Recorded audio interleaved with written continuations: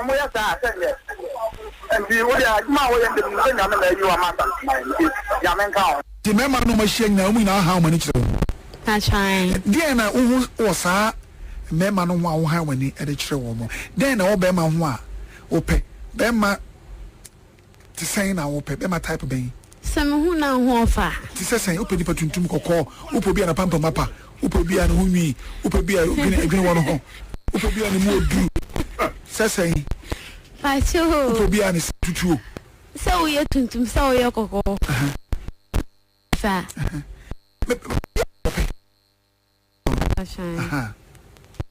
na pampa mapa okay Bajo we are tomato sorry misro obey Sam be misro maybe obey Sam be buafu ha ma se mo asisi eno ye baako ana ha bi ana mempo bia one food junior so mempe sugar daddies mempe me size I didn't know about size sir me was some family size because me for penny more and sha no ha me what house saying ebia o show abeka say be worry me by force I said oh be an age be saying I can sugar daddy as saying obia onyi ni be saying ya o wo I say oni ni ntamu eye basa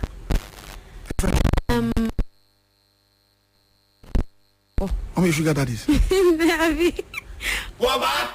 Kumasi FM. This is the time so for you paso wo mo di bone ni aka say ena posum na say ni adada mo ni adi takusimpoa ni say ni adada mo ni aye niema bi afata we say mi ni ane yiri ni magina no wo ni so mi le hu amane ba wo so pretty ba bi assembly wo enjoy o ba kwa ko say mi kwa wo seso o mu so so pa 1 2 1 2 1 2 1 2 ka fe ko so fine o bu di pa wo seso e so ti si do o ko tia o fe tia o ba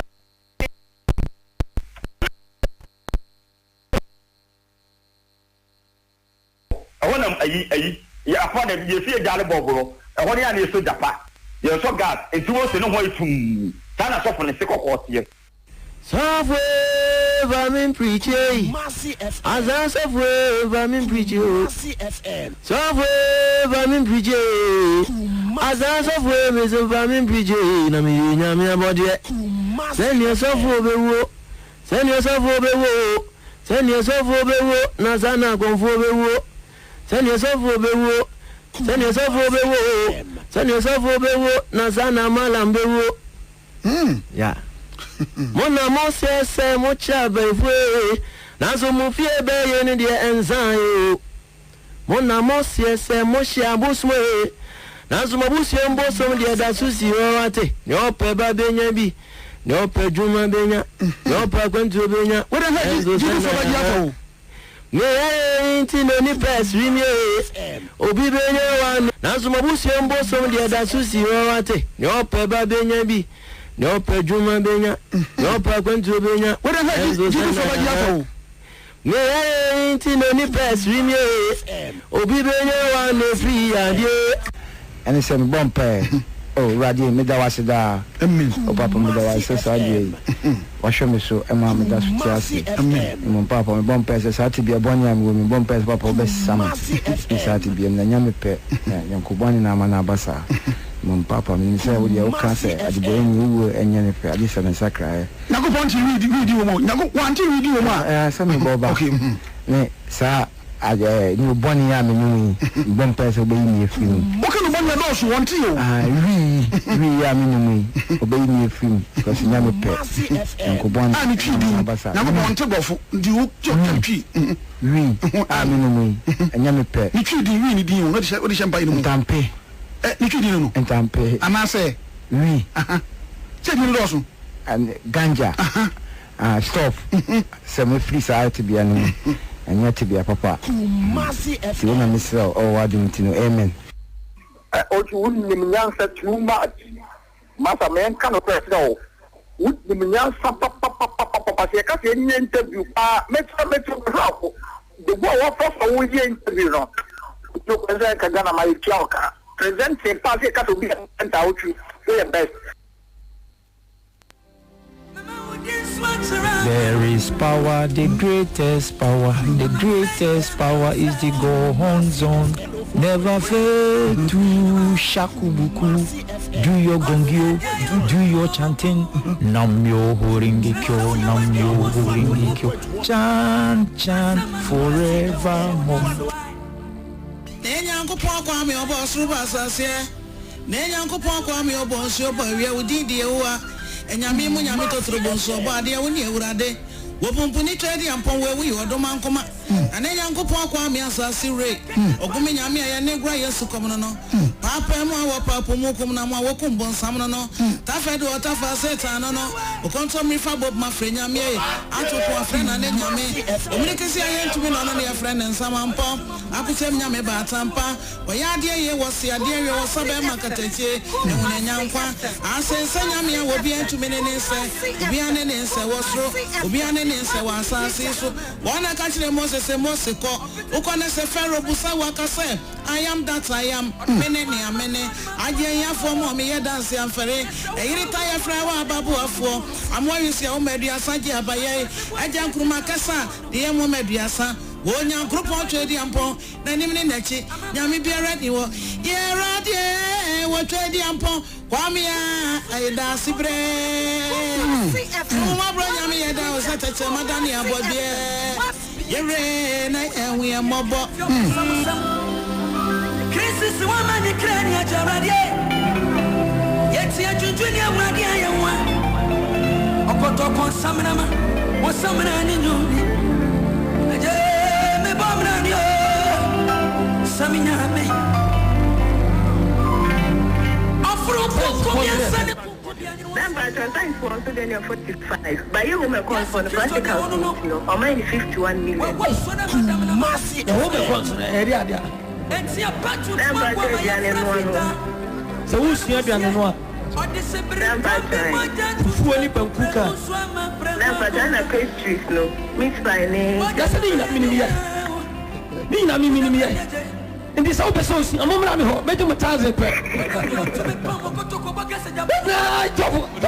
Chips in it, chips. So how do you say me? You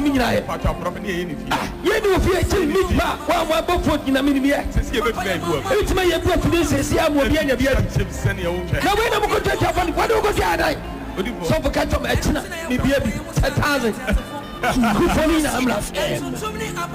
We are my Babu could take the certificate to the Amano. And she never do what you want to know. Nanico. Says was there. I am a it's in to say, Sushama. The night is so you're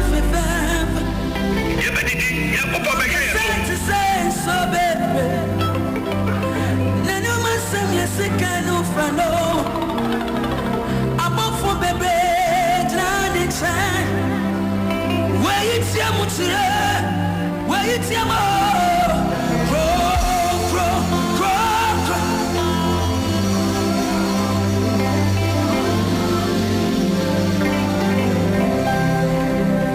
kantama tonono ono dia won kantama won so Samasa wadama sankomwe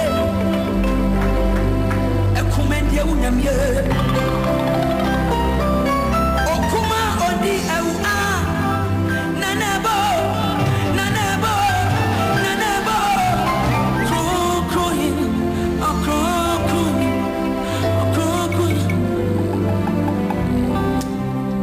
eradeni mishafudia onokuna meni danasu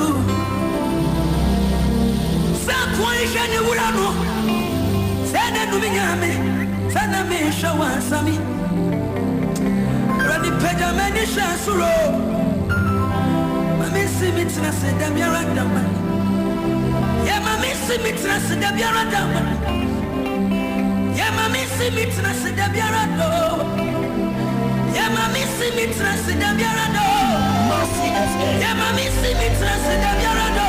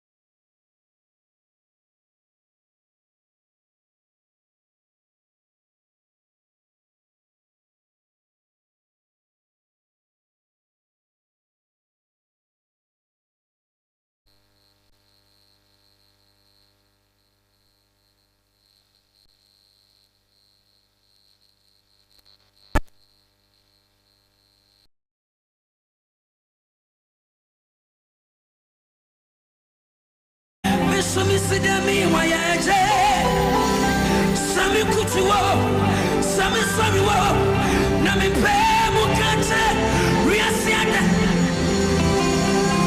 Wamina mesa Yati kwa ino Niawanti riasi Tumi ninase Yesu udaya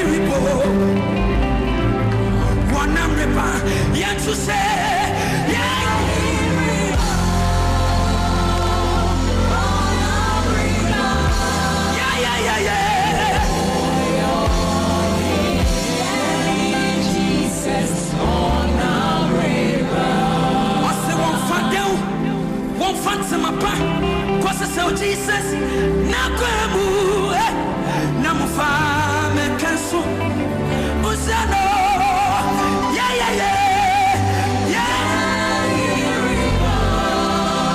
What's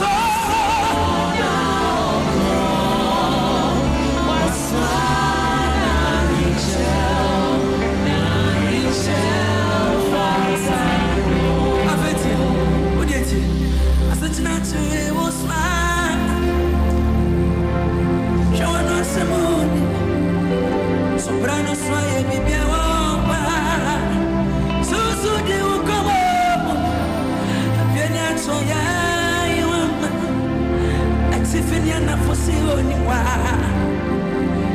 ya dusuadie etrese wa bra bra bra ya ko pecha wani sonyame oyono abete ye kurese ni panese na so retetre fie bradenche ye dia so woni kwatikwan nina ni nyamiasam to fa to ni passe na ni pamu ya deketwabi fa wa kwai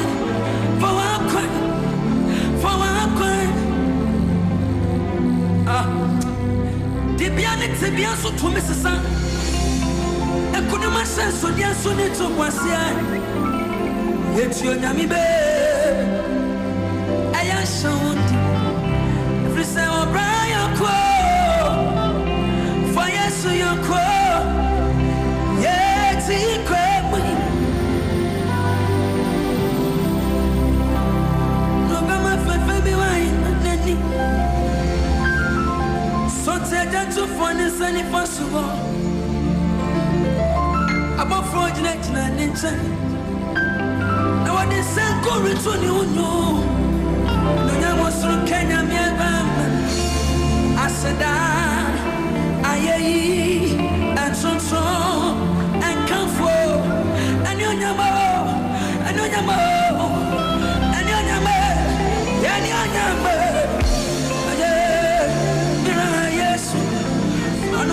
You're sitting up on the cross.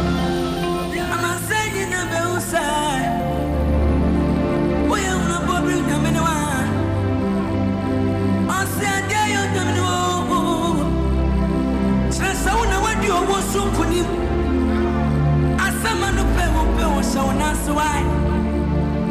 Said to put time, I'm anyone. That's who I am, passing around. Show us something on your man. Yes, as I get the parent of the young group on, I'm a mind. Yeah, what be so way? What be so, no be so. I ought to my point, you go in our water.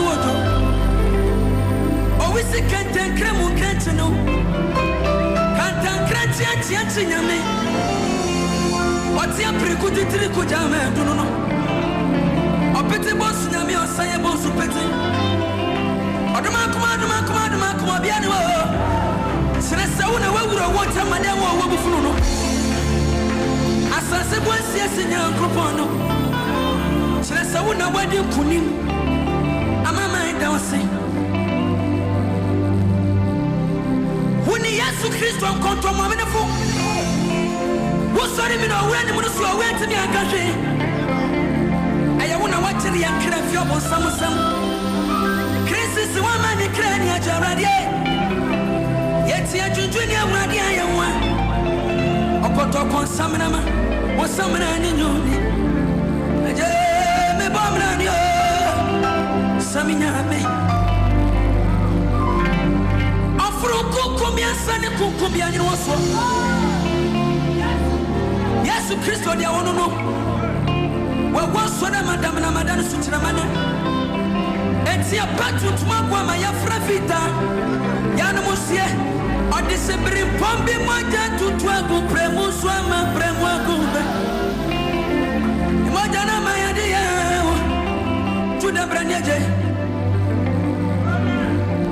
Onyami to me Pamo to Kobakas and Jabrano. Yes, Christo, I want to beat this one. Ama bo santo krumambre Papa ya mama piafo ya mama so Ena wodi antom apantom so Eno tina ya hwa ya musa krati asafo Entontom ni abadi fata udi Juda brani eje Yuna radi sot na ingas Ayunga fefe to say, Sushama, the night is so your favor. Oh, cause I to say, so baby, no. I'm off for baby, drowning time. Where you tell me to where you tell me,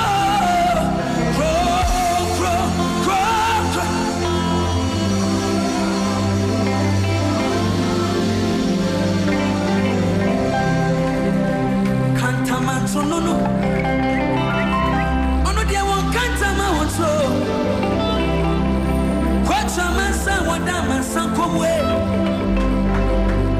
A commandia unam ye. Oh, come on, the Ewa. Nanabo, Nanabo, Nanabo. Crowing, oh, crowing, oh, crowing. Deni me chef with ya. Ono kuna many dance. Sa kwani shani urano. Sana nubinyame. Sana me shawa sami. Rani peja many shansuro. Mami simitna se dabiara daman. Ya mami simitna se dabiara daman. Ya mami simitna se dabiara do. Yeah, mami, see me trust in the Biarado. Yeah, mami, see me trust in the Biarado. Yeah, mami, see me trust in the Biarado. Yeah, mami, see me trust. I just go on na.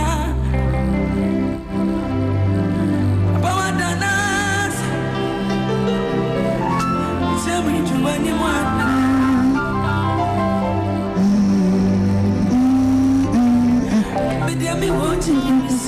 Abusuafo mo bibi akwaba aha Kumasi BBC 104.1 Jumedi up to the ding say ahimfie mediani Otwinoko obetimi afrem me Father Teresa but that's it peace we joining from 3 now to 6 we be quite cry family for news at 6 news in Nakana will be as we joining producers so we now ready KOD Marcus DJ Prince Tony Soso Ewaha ex-American police also happy the bedding come so your guest special guest Nana one ewufia ha yene be bo eye enkomo the shisha man yene no be bo enkomo yenu yene ne be kase na asem no areho na oyesofo wadi sofo pen na ne buafu nyame na se wagyae nyame som no wagyae asofo no di e se wi obone tofa no obone tofa so onum kokin anya de onum kokin aha esuro e se watu fifie edan a otimu kura so wasa atu the last time okofie was 2019 and okofie se ne mami owu intina manatu iti one on mami ewu timi nka wi nyina me obi bia ya akọ oba tan ne nimde ne babedie ye ne be kasa se wi no no ma ye ne den na eye den ene watimi atu afifia oti base afi wasi street so ti street see so the rough street ni so de ye ne be din komo kama ti ye manu so ye nsua bibi mfiri ye nua die mu on wo hu ni die o ye mwa ni enyi o mu fi street ni so era se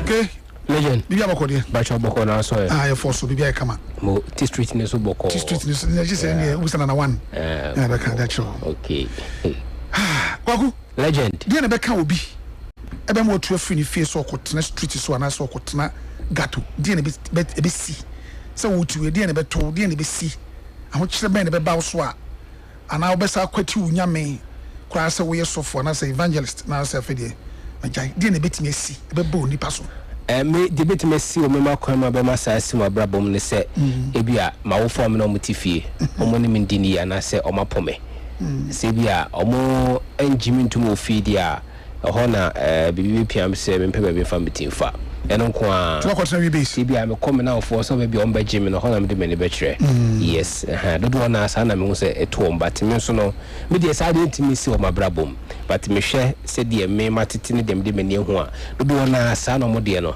na kokɔ ebi so na asoɔden aso ka ho bi yeah okay baku on lifetime ko school ni ade na Harvard ho ne agas no mu ne ade are me can so ask you say won say me ni bi okaku Harvard agas ni ade o PS no be try say bia read na bibi sa no drug be so no bi ni so be shi betime sua de o biti bi sa pen oh David bana mini bi o ayonkofa but obia antimi approach me say obese men try but me na so no school na amafo so dwene se me hye menim de no mo fa me ho dia na wo yenti I don't know no amafo no so yeden omonim se me smoky na be ka ba ko na me hye okay nkan sa wo kwasoya mo o kan sa wo hye dia be hye I don't know say bia no feel say me come age chiro mo say bia me brosa secondary school yes e bia na me comedy different omo team comedy o say asem adwene different kakra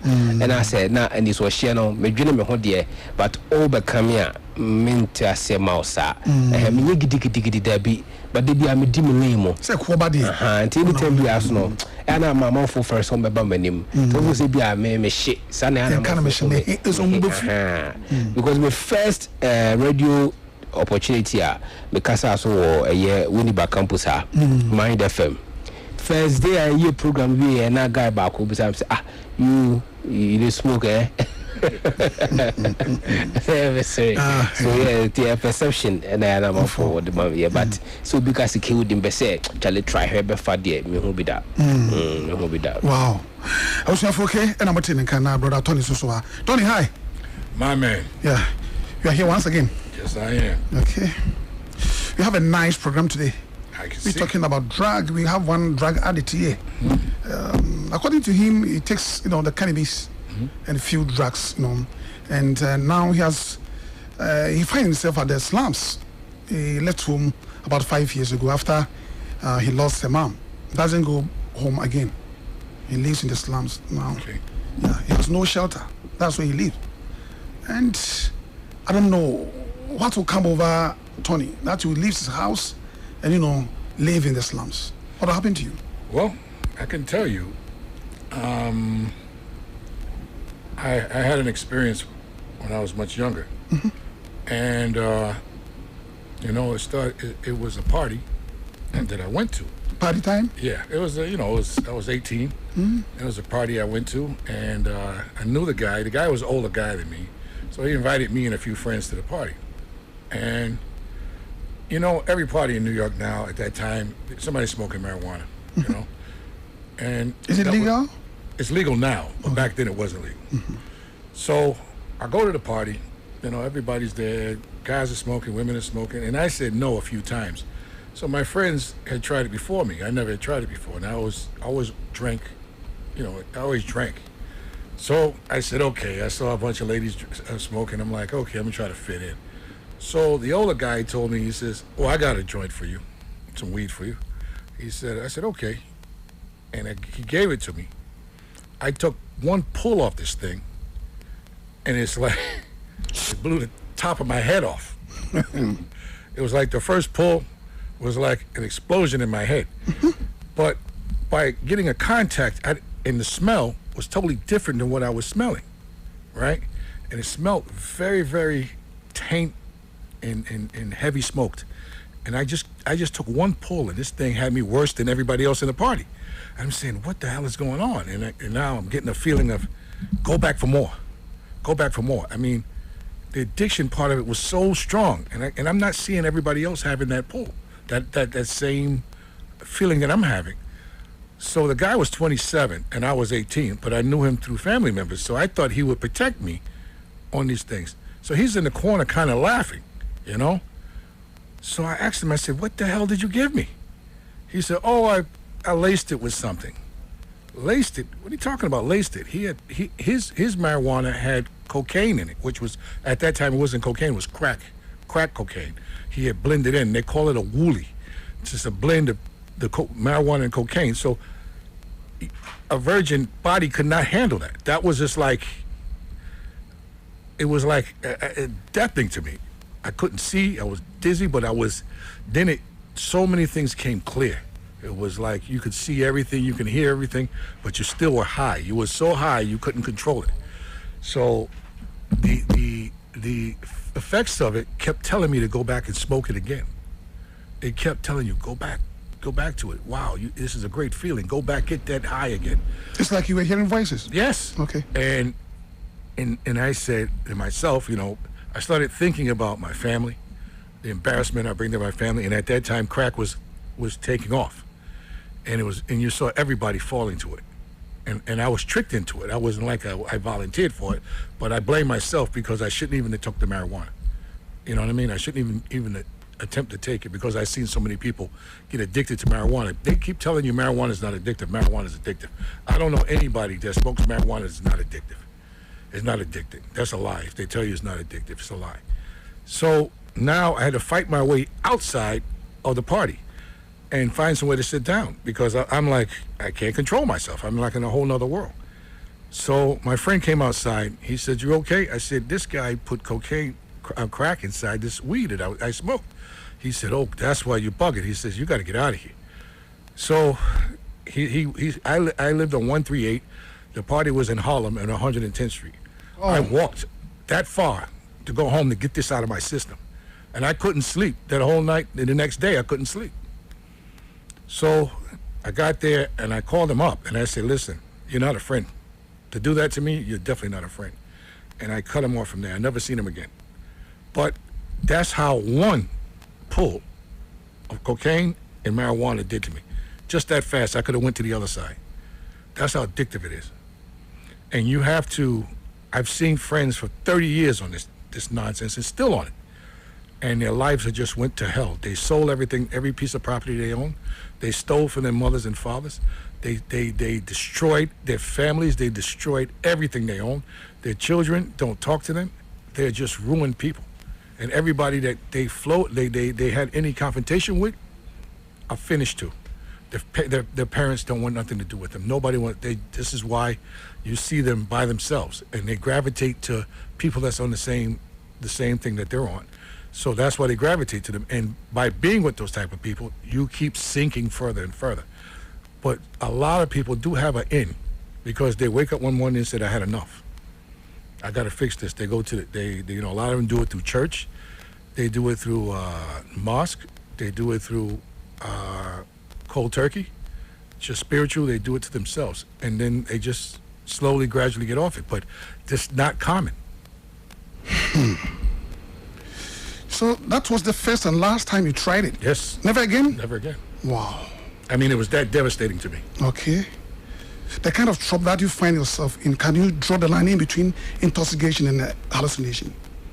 I was in both. I was in both. I was gone. Damn. I was gone.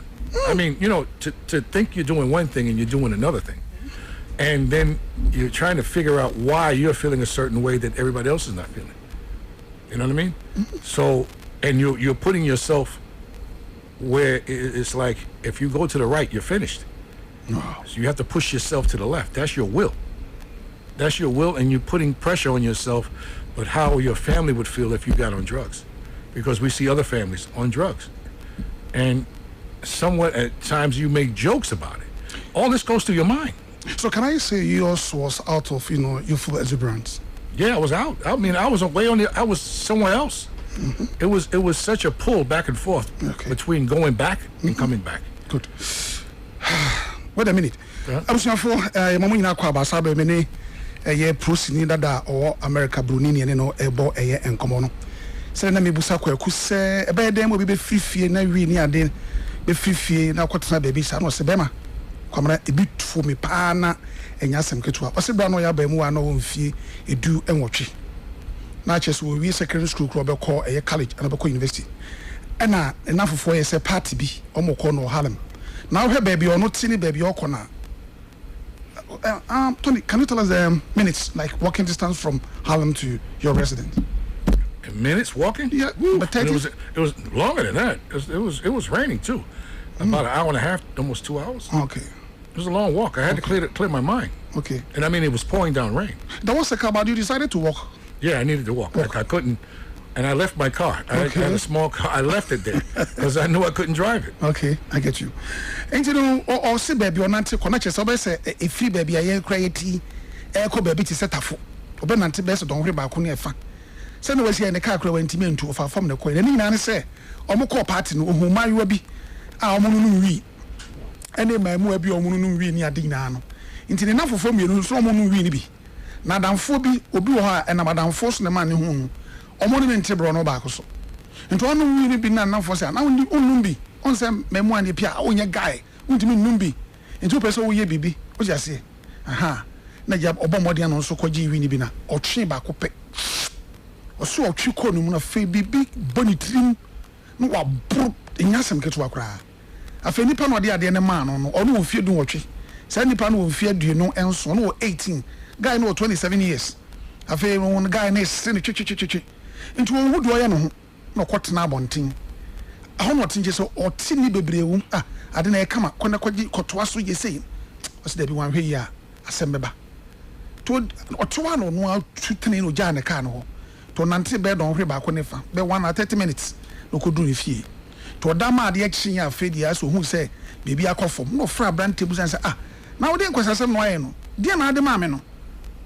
Unim yansa na no so we sorry na de no de man no kra no na nya reading nko a na na cocaine ase so ye de kan base no say ene wo onya dan for papa me mpese me hu biom me mpese me no be hia biom to se free wo be pem ne oni say nipa na hia biom be pem ne na se omukro mo ya America no nkwala mo ekwa sorry o mo konkremo o mo osoma wo do nyina no o mo nyina o mo nom na ni nyina ni free obi na ko wie bi efiri obi na ko wie bi oso o mo nom a ejapade bia ne mama ejapade no afa no akoton ne papa ejapade no akoton no mo nam no mo fa nkrofo ne menti eho asem no edini nti enya asem keto akura o nti ono so na experience no no e no so ne ye ahye no na ene no ye wo ye nua ba ko wa ha ono watomu ntentan a read ene onom ene enu be ba ko be miensa ono onum cocaine ye ne be kasa na otu ye nyina afo na bia wa bontin ba bia nse ye wo mwa bi betimi de abo ano a ana obi wa adwenkyire bi on famra na ye mo ye nua no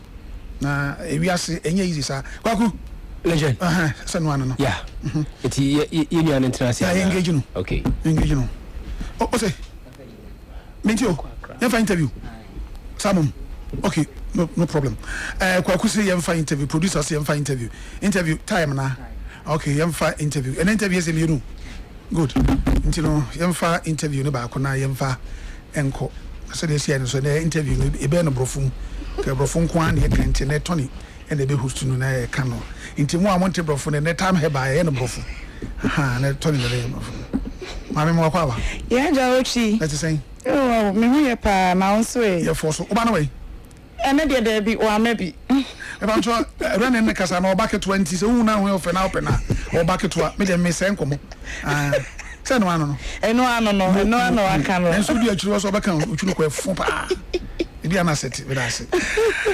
abusuan for ye ko na yakokoye Tony yeah we're going for commercials when we come back the action continues right 10-4 good abusuan for have any time for any bebo eye enkomo dia na say obeti time na utia na watie ni yie na ba bi omu no bi wo no wakope bia ye den ato na aboa mwanya hoden de beso mangana ntie de akasa mu no maame no ye besa aba e da sepi ochibi da sepi ni akwanya wo de ama me enyi me de nchia be free time asoye ama obibia wotie Kumasi FM sabre abusuafo ne nso braso set time heba for ye no machwetwe nkomode fa ya pomuden ho esanse empanisi amam ne wanse na efuyade obibenya wo ene yade ye re ne mapanida ne abofra ne senti na data am heba for ye gibre ebe Kumasi FM ha ene obetwetwe nkomode fa wa pomuden eho na me koso akai o se ye ne akofa eduro nwanwaso mienu miensa edi abedwa so edro ne ye time herbal mixture eye malaria fever dro tatahwe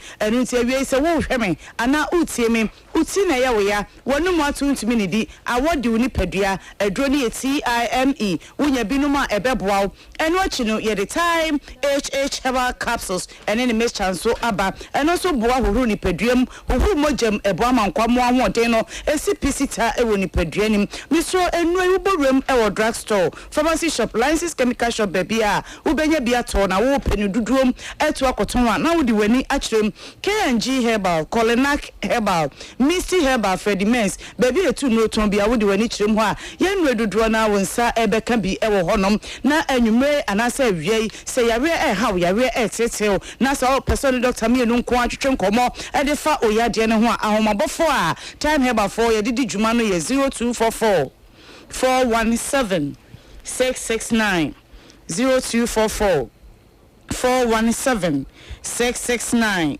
0244 417 669 me do for your case time here ba mecha obi say adrone de woti ni din ache pa na time kwente da so wo ane adrone da so ejirane na so esan say eye malaria dura ewe mrewe se musa wunya binom a wode brebe tutu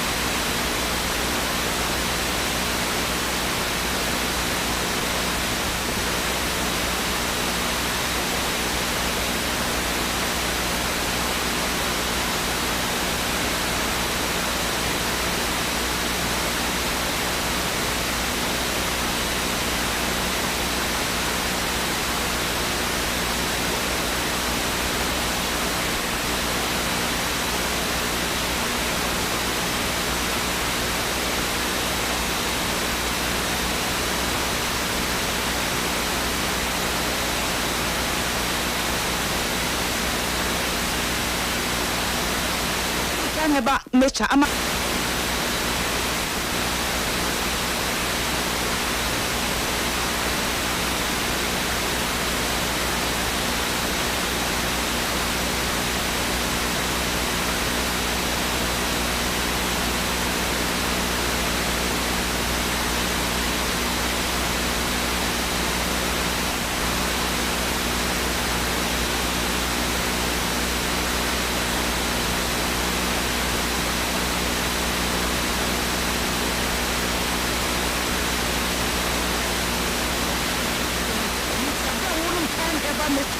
na eboa ma wotumi adidi yie anu nso yie asan adwonso bebre adro ni hihye ni padua ma wo ya fefefe eeii abusuna mesro maka bibi wonti ase o pa nsembisa bia jama bofo ni freyen 0244 417 669 0244 417 669 kaisa adro no eeii time herbal mixture and watching mesro so wani so briu wani so chini wo wo je ho ba bia enye wonya dro ibinuma ebeboa mo wani so echini wo wani so ye otumi nyina ebeko sanse se malaria emoa wani dosu ewo mogemu a omutimi ma omoja so te enu tibi do for sabi wonya ja ho adwuma wonya wia so adwuma na da ne da ani so bidie etata wo no wonya time herbal mixture no mo a ebeboa sisi omoja no edi amount obi nso a woyɛ gya ho adwuma mekanfo adwene di amount esan sɛ yɛ maame ne papa no bebre wo no mu a wo mu gyina egya ho ɛna yɛ adwuma obi kora de wo san gyina ofiri egya ho a na wasan be gyina awiem ɛba ne saa na no kwasɛm ne na ma pomode no ɛso ɛte ɛno nti wonya ta na ɛba mehyɛ na sɛ wo no no mu a ɛbɛboa ama sɛbi umoja eso etie ni nyina no ebe kama ama nipadua nso so etimi afa ne ntoma pa e de fra me sit time eba me cha no uburum e wo drug store pharmacy shop license chemical shop baby a ubenya bia to enu achi de ne honam ye ne ya de ne honam eye ne mre de okokete so want to me na wada bro so do we ba ko de aka nyina na wudi si pe e wo mpem no empanisi wunya time no mo a ubenya time ada na de pe bi nso chiwa when you are promoting for frana ho de for de akọ adwuma so edroni eeii wo ba won sabuo na ntumi ma abubu nsa ababuro so na yemi na echa obi sinne babu sun yemi ne nsa ni sada ni nsa no ema o ema kra wa ye hwehwe mu nyina so nsa onfefo abusia kwata time unya bi no mi ba won sabuo ni beba kama edi amount enu achi ni bu nsa so wa ya se na ye wo ya usisi mu na everywhere and done in it so a journey a time a beginning na a dear floor a day amount and not to be the for tell me about the chance and a boy and anything and that's all or be at me to be or be at me numbi you want to be in time I am when you feel you and now or bar or my friend for and what you dear will be at me TIME at the bonnet hobine a free a dear friend said malaria fever at home and watching Miss Odia Jama Bofono none of the account was so a 0244 417 669 0244 417 669 and watching empenisi diodi actually was near diodi kind and senti yeah but near the time herbal capsules and in the mesh transfer ba ebusia no kwasem ni say a draw time herbal capsules and in the mesh time eba for your day abanon anu eden pa and a draw na so enam na eniji sem se bedru Ghana ha no ana bedru o memu no said your man mema esia gie draw na tumu a wo mu no kwasem ni say eni so me so time herbal capsules ni mesh no eye nkomo ho adwuma na eye immune booster enu nti se wunya binom a ebo ma nkomo ho ye dene ewo ni padwam esanse se nkomo ho edin a ya na edin se yade ebetumi abetena wo ni padwam ana yade ebetumi abeji wo ni padua aboso enu nti time sheba capsules ene ne mixture time eba for yade aba no yesi mane memmei muntu moduro ne so na mono no moduro no na emo asiesie mo nkomo a emfa emamo wo ya rio edro time HHB capsules no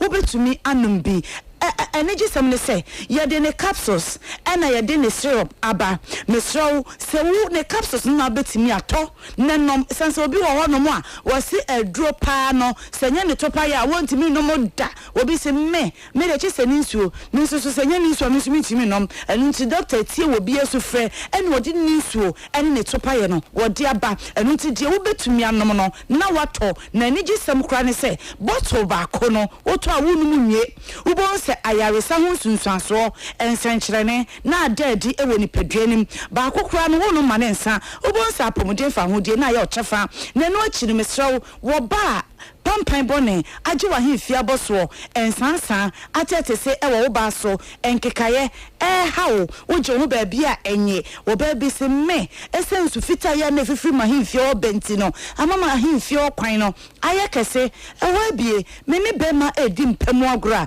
ene gie no bema no ontumi enya esanse ade na sese nkekowra oba no bema ne bewra musa na timi echichichichi ne ma ne ade nanso wudie die mu eyi nyina eni wo ati free your time herbal capsules and answer the mixture wunya binuma ebeboa atwesabi ensuboni bia wo ahimfie wo no free wonom ama wo no na eboa ama ahimfie wo eboa ma wo ache ho rese o two pampan boni ase de free wonom di ama enkekaye ni nyina ebe free ho enu achikura ne se wo nte da menua ba wunya binuma ebeboa sense obebu wo na tinka ewu na tinka asa woni be medi mpemu agora enu ani se woda wo se timkaja wontumi enjeje ho wontumi nkansa mrani bia nkyera bema no na abra wodi time HHB capsules anasa ne mixture aye wadro ebobo na nopa awia ne anwumre no na eboa ama se bi wate nkanso akosoro eboa yiyi yade afri wo bemu no na eboa nso asiesie se bi wonkwamwa ede amount enu achi no mekanfo de ma bema bia otie me sense dro no eye ma ene mema edro enu nti bema sabi wonu oba akodi empemu agro na wo so ama ho ban enu nti enam so ama yade abeje obema aboso sabi ensansa abegu bema wo se prekesen ensan wo wudi madanse se ebegu hu a wo fa edro bi anka wo wa bonse na eko ewo wa na aba ewo wa na eko misraw yade kase bi nsunsuanso ena ahyase ededi ewo sabi obema mu no time echechewa capsules no wonya binuma ebeboa wo meja me ka me se me kanfo capsules no ede ma mema ne pa esanse ebeboa wo etutu yade afri obema mu no na esen besiesie o mema sam ewo mpem ede ama enu nti bema bia ensan abegu obema ho obema ne ya nemu kekawo ya na emu ehyehyew wodwunso a na emu eye wo ya na nsufita na efri obema na eba bema bi wo kra nam so ma ne dwunso sem no asai wobonso dwunso a obrepa ansa na kakra atumi aba wo bechima dwunso ekitwe bi na aba ebasa bonse na wa ya ase na ye dududu na ye wo ya obi kra timi kasa mehwa mu krampo no eno so eye me ya wodwunso a ne mu apamienu ba ko na bonkum ba ko na nifa edru ne time herbal capsules bema nei wonya binuma ebeboa edru ye de ba ye nche na so se dwuma pa ebonti no ena odi kogu drug store pharmacy shopper enso to na asa eno nti obi tumi from the doctor me bobre mo drug store no time herbal capsules no ene ne me chane me nya bia nto obonse nani wo hancho ene nanim nisuo ebasa doctor tenase a entena eno nti wono a wo hwedi no se debi me delivery sanse Ghana fonti na me ye adro no eno nti wo a wo bobre mo drug store anabro no a wo so wo bobre mo ho na wo nya time herbal capsules ene ne me chane bi anto a je time eba for ya homa bofo ana ye number na frey ye de adro ne bi ebebro ama wankasa watumi anonom na aboasiesie onipedua ahoma bofo ne 0244 417 669 0244 417 669 anunti bema uno time herbal capsules anasa ne mecha na aboa etutu yade afru bema mu no na esan so aboa ayisisi yade bia de afru o sanse emema bebre ya na o musisi no eye wo mo ya anunti wo mo na o mo yirenom ana wo mo na o mo kanchema ekompamu a adwuma sese anwumre no wo ye no ontumi enye ebasa no a na ema no mo hye wo mo abufuo sanse bema bi wo no mo a wo so obemu sese wotimi pem no ontumi enye ne sa wode bo ani ana ne ho esane no time herbal capsules no wonya binuma ebeboa se yade abeje obema boso ama obema ne ehia na ehie ayaketekete so ho eno ema ne empe wonya binuma ebeboa ebe yare afru obema na asa boa ama obema no ayekese kama tintin kama eba ne sa no a obonsa wode bodra ewo mana hemu wa eye dedede edroni a time herbal capsules anasa ne mecha me kanfo de maye ma me papa no mu a mo fie ekwa animu no de bia na mo complain yesisi ya sabi yakuma eboye papa ni adiadea ma mi so we ni kotodwom na ehwehwe no wonya time herbal capsules anasa ne mecha na no ma ebeboa opa ebusuan de bre na ya adwuma mama oya de so a enu nkire se ye ni uyare no aduro ewo ho enu nti time herbal capsules ne mecha anytime eba mecha ye de abadwa so no me kanfo de Kumasi FM tie fo nyina ebusuan jama bofo no abra me so risui 0244 417 669 0244 417 669 0244 417 669 kai say do me time herbal mixture time herbal capsules and then the mixture no ebuso drug store pharmacy shop Lance's chemical shop baby anokwa ubenya biato ye de tie free na asi wotwi mame me da sipi say osoro boy nakopon boa next week ibeshia. That's it. Wow. How did you do that? Thank you. Wow. Oji. Yes. Beautiful. That's it. This beautiful lady can do all that. Man, that's power, baby. Yeah. I'm impressed. Where all that come from? Ooh, teach me that. And you know she didn't read from anything. Yeah. Because she's been doing it for quite a long time. Listen. That's experience, right? That's power, baby. Yes. Like you going around in New York, you know, looking in there for bitch. I was looking at her. I didn't see this lady budge a second. She was on point, man. Yeah. Wow. Great. I was here for na Tony my man commercials no ben ni age ho sa no. Me guess na transe. Kwaku. Me guess na transe. What transe? Bema kwaba. Na pa chwe me so. Bibi abokodi. E ba jo o mask ni na so mask. O ka to banim. You okay? You okay pa? Na see nku ni panti no. Dey bia insuru. Great. Abusa for. Aha, na pese de dwumadi na ehya brante na American na oye sofo. Na de abetu no kwan mu no nya de opene no. Nti ene ne bedi nkomo. Na ebe fe bibi so ayden efri no. Tony. Yes, sir. Yeah, we have our special guest here. I see. Yeah, once a student, once evangelist, and now living in the slums. Now, should I say drug addict? Yes, addict, whatever you want to call it. But you know something, we're here to fix him. Yeah. Let's get him on course. Yep. And now, like, he's screwed up. No family. He has lost his mom. No dad, no siblings. No one looked for him. So it's like him and the world. Okay? That's every man. Yep. That's every so man. he's here to share his story. So at the right time, I'll invite you in. Okay. Is that correct? That's 10. Good. Bama. Ana. Emo kwaba. Ana me joso. Bibi abokodi. Obo ade ada Roma. Obo ade ase. Eja. Eda se pise me say na me be hu na ye bon komo na ye se no beba fidie so na agitum say oni beba no abeche wasem. Eda se waba. Na ye sreti fo ne ahwefo say wo abeto akoma so. Na betimi aboa ye nua bia nka ye ready. Ye nyina amwa no. Na emu oya. Edin kan no mfi be sen. Na mo 30 years. 30. Ipachwan. Oba o yiri. Ipachwan mi ni ba mi ni yiri. Good. Why abortion period was in Wadaroma? But as I say ubeyi anu. Ana pachwa abortion de mi ni ebida. Sir. Okay. E kwa de mi suru kura. Ah. Mo ya nua for say what was saying? E bi ensa me last born. Last born. Okay. O papa ti ase.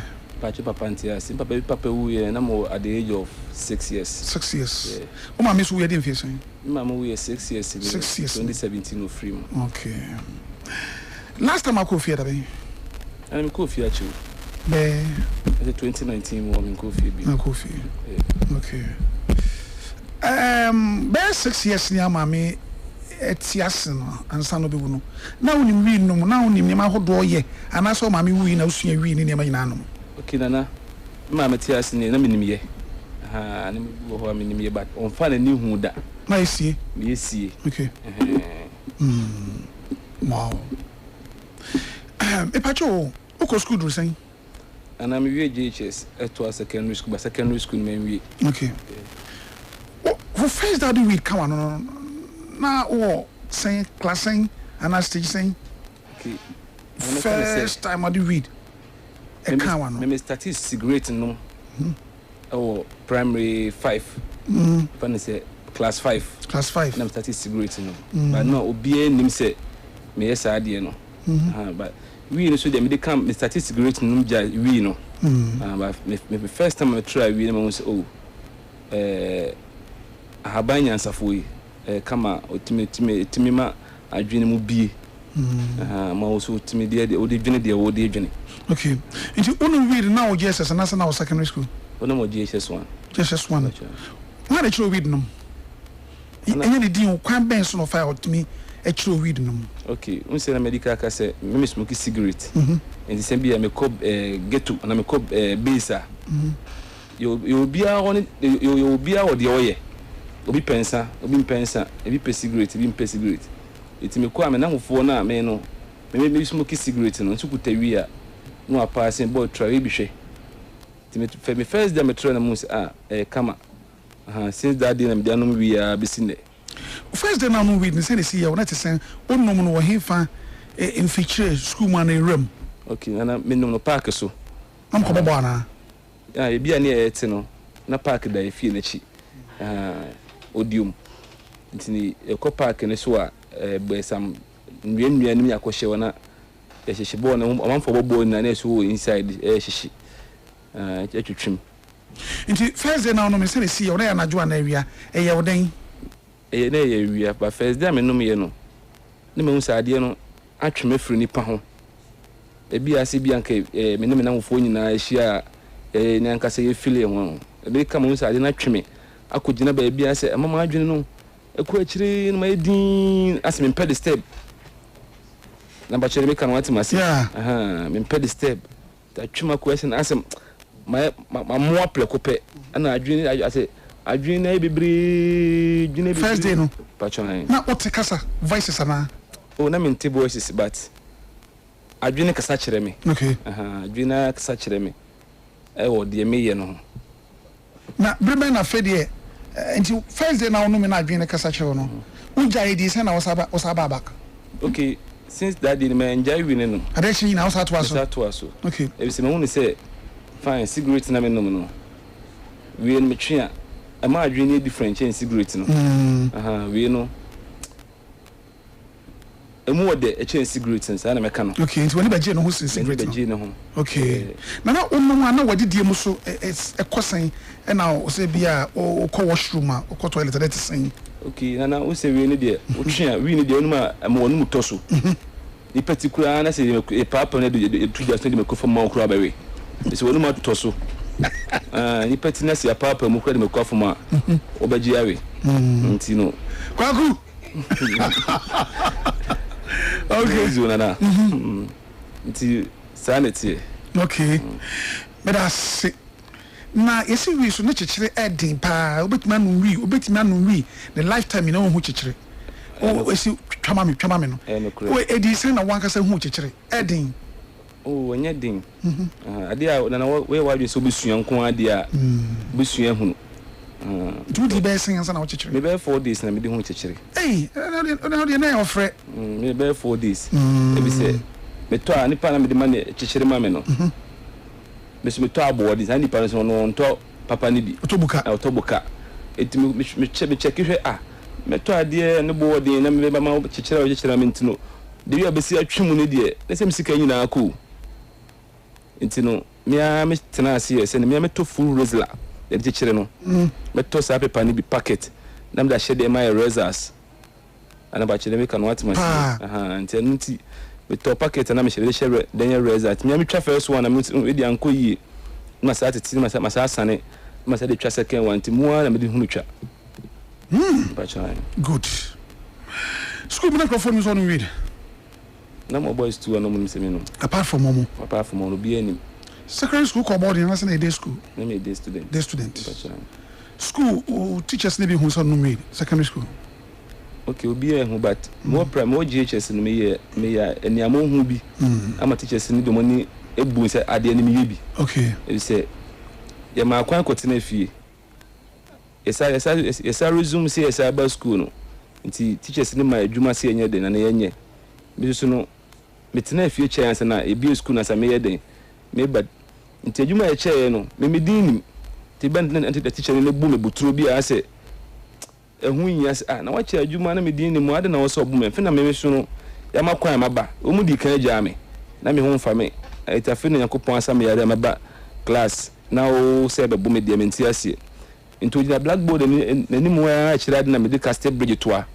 na she be bag no free buy ise me ma me no pastries or pastry or wedding cake chips ni ade sama djuma bia ma me ye bi nti agi wo de sa ma me gi wo da na yakwa e bia ensan pipia ase ne sa ne ma nti me fag en castle bridge e ba ko program na se ma numa ya numa wie bibia nti na to ne shembo be bag teacher ni ne bo me sa no o gina blackboard no me chira na me de to me to ano e free chiri sa ka me de bo no nti anya na bo blackboard ne ne pine se spread it out na se yanchino ne me free fam pum na pa me dwane ko ye tell me so no me ani ni wa yidi na ani ni wa yidi na you were ani ni yidi medi our secondary school and I'm one school bium me man ko school bium okay and ni GHS okay na me ko school aswansi presby no so no isi wo no and so different styles wo ni ba aswansi emi na sa de ni siye me de castle bridge to anka me de teacher ni 3 our classroom nti uko wie Jesus no na de call ho na wie na Jesus ni de uko wie was Koroma Pon school okay different Hope Academy nti na ofia de call second no kura no ho bon to amesensan ye ne se me yan wie kura na e be say yimedi na sa school so no nipa no ti ye nche nti na form 3 for first batch ono no first batch ne be ka on na me ko chire ho secondary school no na scanty na uja na se and some money because now high school. Okay, then secondary school no. We say me asodi nipa. Ana eden so ana fie bia mu asodi fu ma se chaloti. E bi go fie bia bi go no kwan no. Eti bisimi na mfo a misimi ko hu wo school no say ebi de aburo me de so ana misimi de aburo obi de so. Na say di share fa adamfo. Nti bibi si wo school you were dia na wa na wo jaye. Me ana me jaye na. Wa na wonko. Ana me nko. Wo ni nka ho na se na wudi ma de. Okay, then na adwe ne sheda nya adwuma bia sa. Wo ni nka. Me ni nka. Okay. Na me so wo kire ma de na me hu a na wo bu me buturu bia. Na se me hu ni se. Emwa me.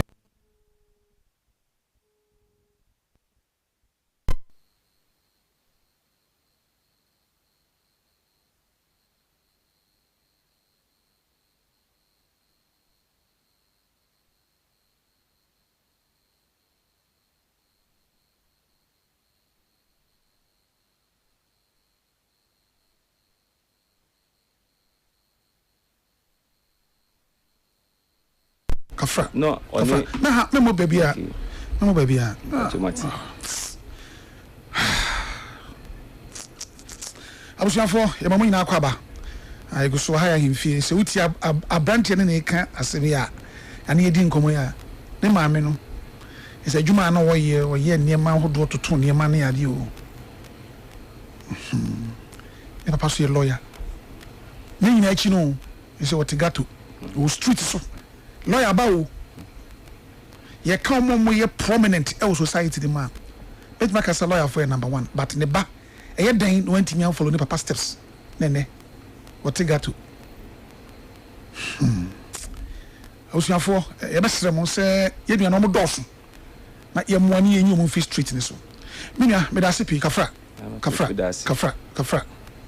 oh papa pictures wo no ma me pictures Man picture di me menye bia ma bat papa pictures na ise ho be edin bacha bebe na ya usu bebe na ya reho o base gato horo ebeto bebe na ya usu bebe na ya reho because ye ba ye no kasa da fom di onso bi oti base ni sa ne ma no bebe na ya reho bebe na ya wanije ana me rate me hope wanted for some ebi a weeks bi ebesima say days bi ebesim no if na me ba street no so no menye ska crapping me timu say me okay in life na me ye madwuma me say bia me say bi no ba preocupe no adwuma me nyina be free me nsa why the adwuma me kotogo fan okofam paboan tade nyina beton na wo street nso na wo dagato ho na okay o fa na kra na togo kotogo okay ashigame okay me wura togo inside na makofa beton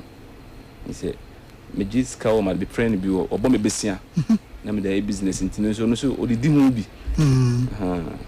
but scan of the mame no I say almost can ho ntono timia me hwa o say me panam dan sika ye den e man na me ko fa asem mma say adwuma me de sika na ye wo ho no aba me 20 mami si say na ya to ade o say nto ade o ndi onwene ho na say wow tu an wo ye market ne kura so wo didi o so wo didi o twa ne ho ba ma me 20 ma we send you mami tena ma di pabre nse capital pa se bia na ye me amede ade na me ne bi na ma mfo sika na meji good ayeden na ba street ni so be wi ogato ayeden na ufri fieto na fe be street boy afia ende up gato dia ne siye dia ne be ba so be mo free fie so be tra gato dia and I say me bree ebi ni say tama ya o kan en ha mpajo ana tama me ma meti ase no me ma me de no o treat me ye ma me treat me se bruni ankasa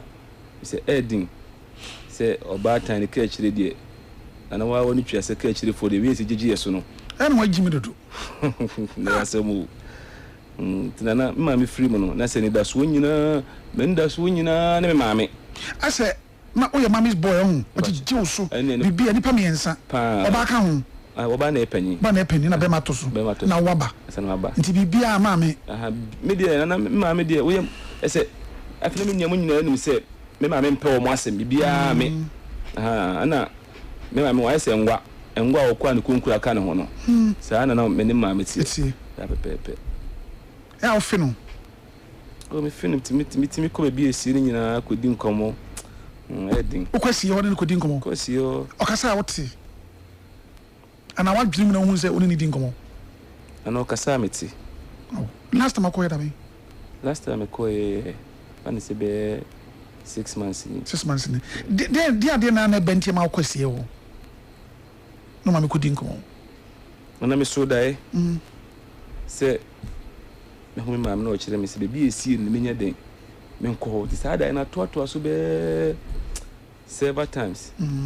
Into one time be as me so sada na de me so me as me hu se me so mu kan se esi me nya adwuma me nko ba bia me se den anya class kakura de ayeden e de afroka nti me da wa wie bia na me te se eye sori ko be bia esi na afi ska wo botum na me tena man kasa na me sole tina asi bibia nti nwumre na me fa aka ko ma me na me so e presby ni nti no esi ni presby before esi wo take eja na me fa aka ko esi wo me fa aka ko esi wo ade me hu bibia me ma me na no so se playe eni kuku esi ma me na no so na me na dia asem nti nipa no be na kwa nkyere kura na enna bebre wa ha nyina no nti wanya bibia mfa ni na kwa nkyere na nsi se me ma no nko ade so asma na me busa me ho no de me tie wasi yo se enfa won sanka na me pedua bia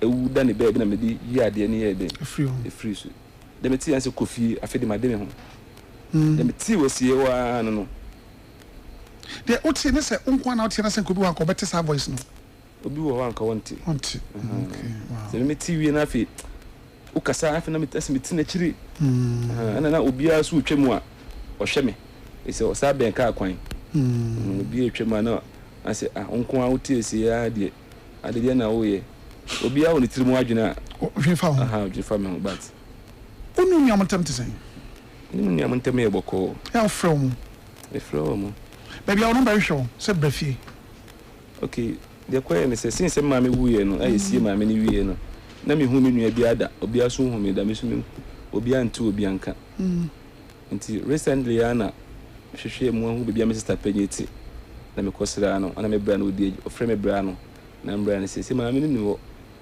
yenye ba ku na ese ntina asomdwiem na me so bra bibia ni ho ntino waka ma yeden matinti se me ho a metimi kosira me sister ba me bra na me di na chine de since di ma me si amana mu kata no so no me hu ni bim up to now opa no maka mo papa so ma one side amazing papa ma no so ye Teresa uhu mo unu no me nua pani na se me hu no me pani for sem mo ndi bebre wa kokra we getting to 60 years was it 53 o ko mo nche uhu mo o frɛ mo okay pani papa pani ne de ono last me ni hia ono life ni nkoyi ono num koki into why junkie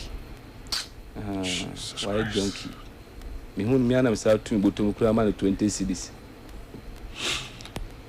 anu ka me hu no kwa me hu no de mu ya so bi kutakuta coat nse junkies for de nyema ba sa bia me hwe sa na me pa chwe fro kofi onu hwe me sa na bombi din kwabena na me sian me se me hu se moja de moja e bi se me bra we se papa no wu me hu ni biem but me hwe face na ba na me gina wo hwe face na ba na me se da bi master e fro kofi nton so gina wo hwe me ni no se kwabena na me se an wase wuluma e pana se didi ya nkomo no no kura se wa shan nti mo ma hwehwe no ono so wange o mamienu ba ko London donkey do ona na kam papa edini tu kwan ba na ma de na o de share ne ho nti no want me ne passport ko o tam ko jiska wala alaba edi ntina se papa ni gidi o mu bi okay ntam so sumi akola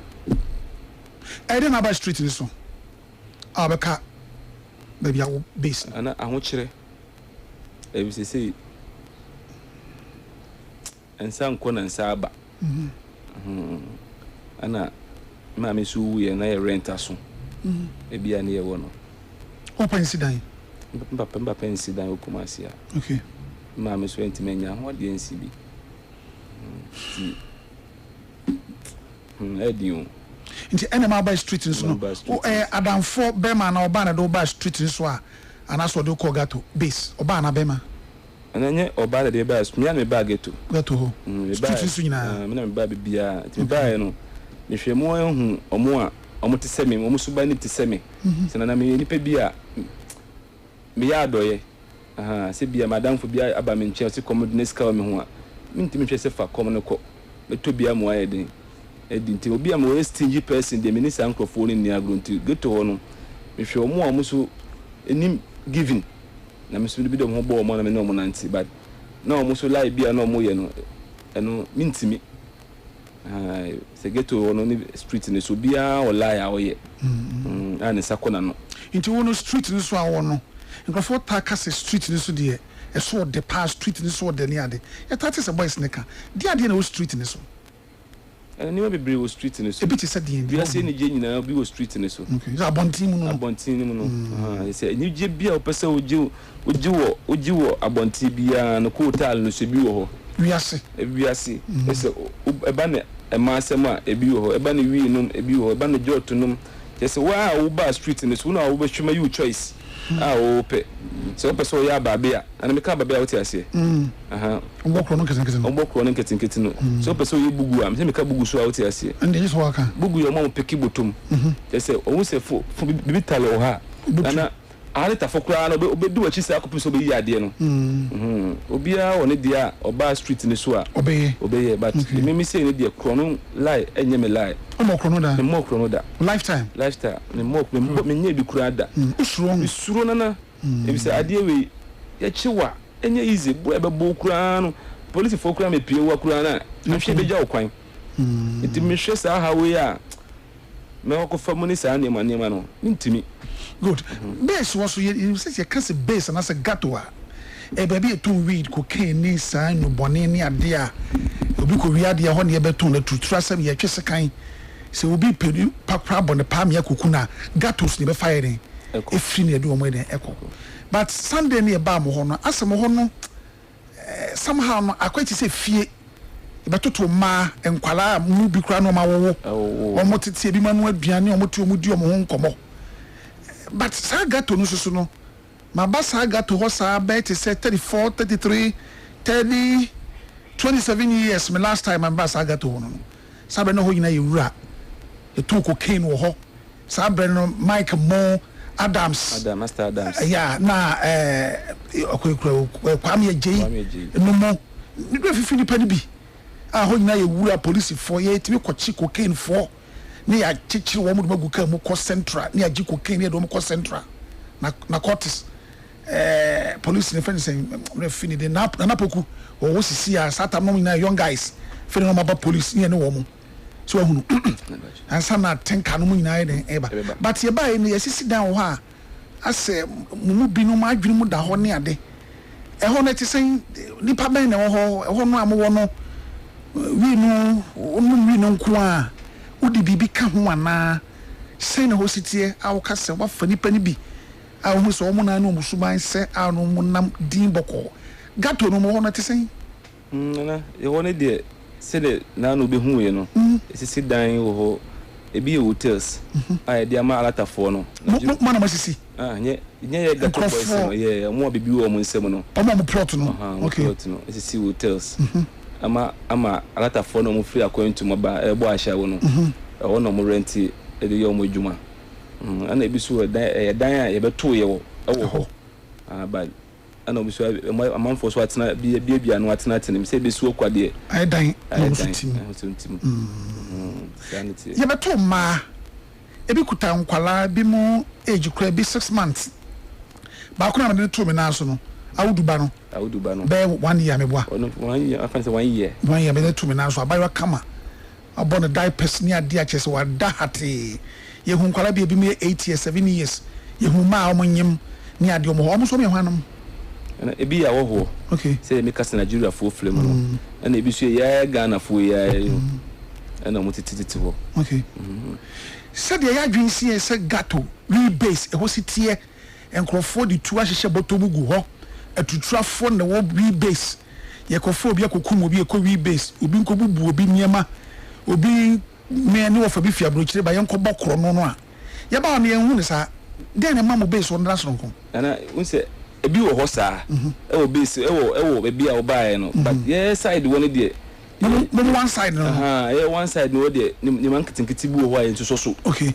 se kro no ko bokro no da betena ho yen so wo so be nyama wo kro mfa kro akro emba wutirim kro ase bla betena side wo bi okay se ye to ye mokro no okay ye adwuma ene dedi ene wonye adwuma kro oton wi na ne sakona no nti ye de ho no de ebi a wo bae de obi anya basabasa wo be basabasa abontin na de be de eko odi be ko enye e ho no okay afeni Matias mo ho ne decent pa ha na wadaro mo ye betu ni pa hodo se de musi kasa e bad man chale faja tum na mentwi jot na kakra chale ba kun kwa de se audu faji ni bra na koto drink who's friend saying you fresh one koto you fresh ne ba na me fan twanto so na menchi so de uchi de glory Michi glory na se michi gugu gaga michi glory no kwa asa de muni nim mo adna se ma me ba kuma e den na mu nyina no enka wi fo ni sankofo se kan twetwe ni ade bye bye so be decent mu din komo kama normal te se de ye tifie mu nya mu basabasa ni ade secret be na ho ya secret o ni se efie bia mu akola bone ni yehia okay nti de o tie mo se de o tie bia no ha na yina yehia nti style bia wo ye bia no enye ha na wo se wo ye no okay wo se wo de kwa abonti na wo ba ni aka bia ye de na se yakova ama wo na ba chede me kan watima se pa nti no ana eso sa do ye ho no kre e wo ho no obi e boni a ye ntwema ye nka na chi asem wo ba ye na yo si ni si kwakwa ye no kre nti de obi ama ye hu okay nso bebo nchire ma ye den a chire na eso hu kwana mo a be fa so na se kwan be fa so e bia police case kura na ye fa so yi na film okay one reading fear saying and I'm just Mr. T cigarette HIV and difference man we getting to be 5 to 6 years read basis o ma we na no we am we na me no we no mu che moro sa ase de ora fi no cause we say atamo spend no mampene na meso kakuti ni de o mampene ko fo na no we mampene ko fo na me no we ba atamo spend na me shi I'm responsible there. Let's say best 2010 ho. 2209 2010 there. And one we are cho. Na manu mache. One we are che. Adwenwen so kan ho. E dey anwo kire. 816. Let's say best 16 years okay kan ko. Next year na say best 16 years one we. Manu we. Hey, and we no what che chira, they say booster ba ko yesen. E say no e bia obai ne e say ya play mindful. E ni bi kura na e ni ska wo. Te say e sa so e chidware there bi. By ya playman for ya to ade papa ne to okay 1 billion kwa na 1 billion na sheme ho 1 billion beto nti ede mfanse se wo chechire boosters no mako say no 10 cities na papa ho 10 cities ni 20 cities na wo to 20 cities ni bi ho we to 20 ni 15 ni na bi 50 cities di ho any foreign hey wow nti na wo to 50 ya wo ba no be say 50 cities bi foreign no we try na 3 rules eish nti mfanse se ska wo pa na to foreigner neska wo pa no wait man rules base na roma okay na say neska wo man pese me ye fan ya ene de ya so le na ade am di kan na se me pedwan kakra bi di abo ase ansa me nya koko bi kura de bo ase na me wi no metima to be 30 cities me twitwa ni nyina wi ma rap ni na da me nchen e bia me num nsa no ma gi me drink ba ko bi na say ana me 225 bia 225 na de yeah then I to pay koko bi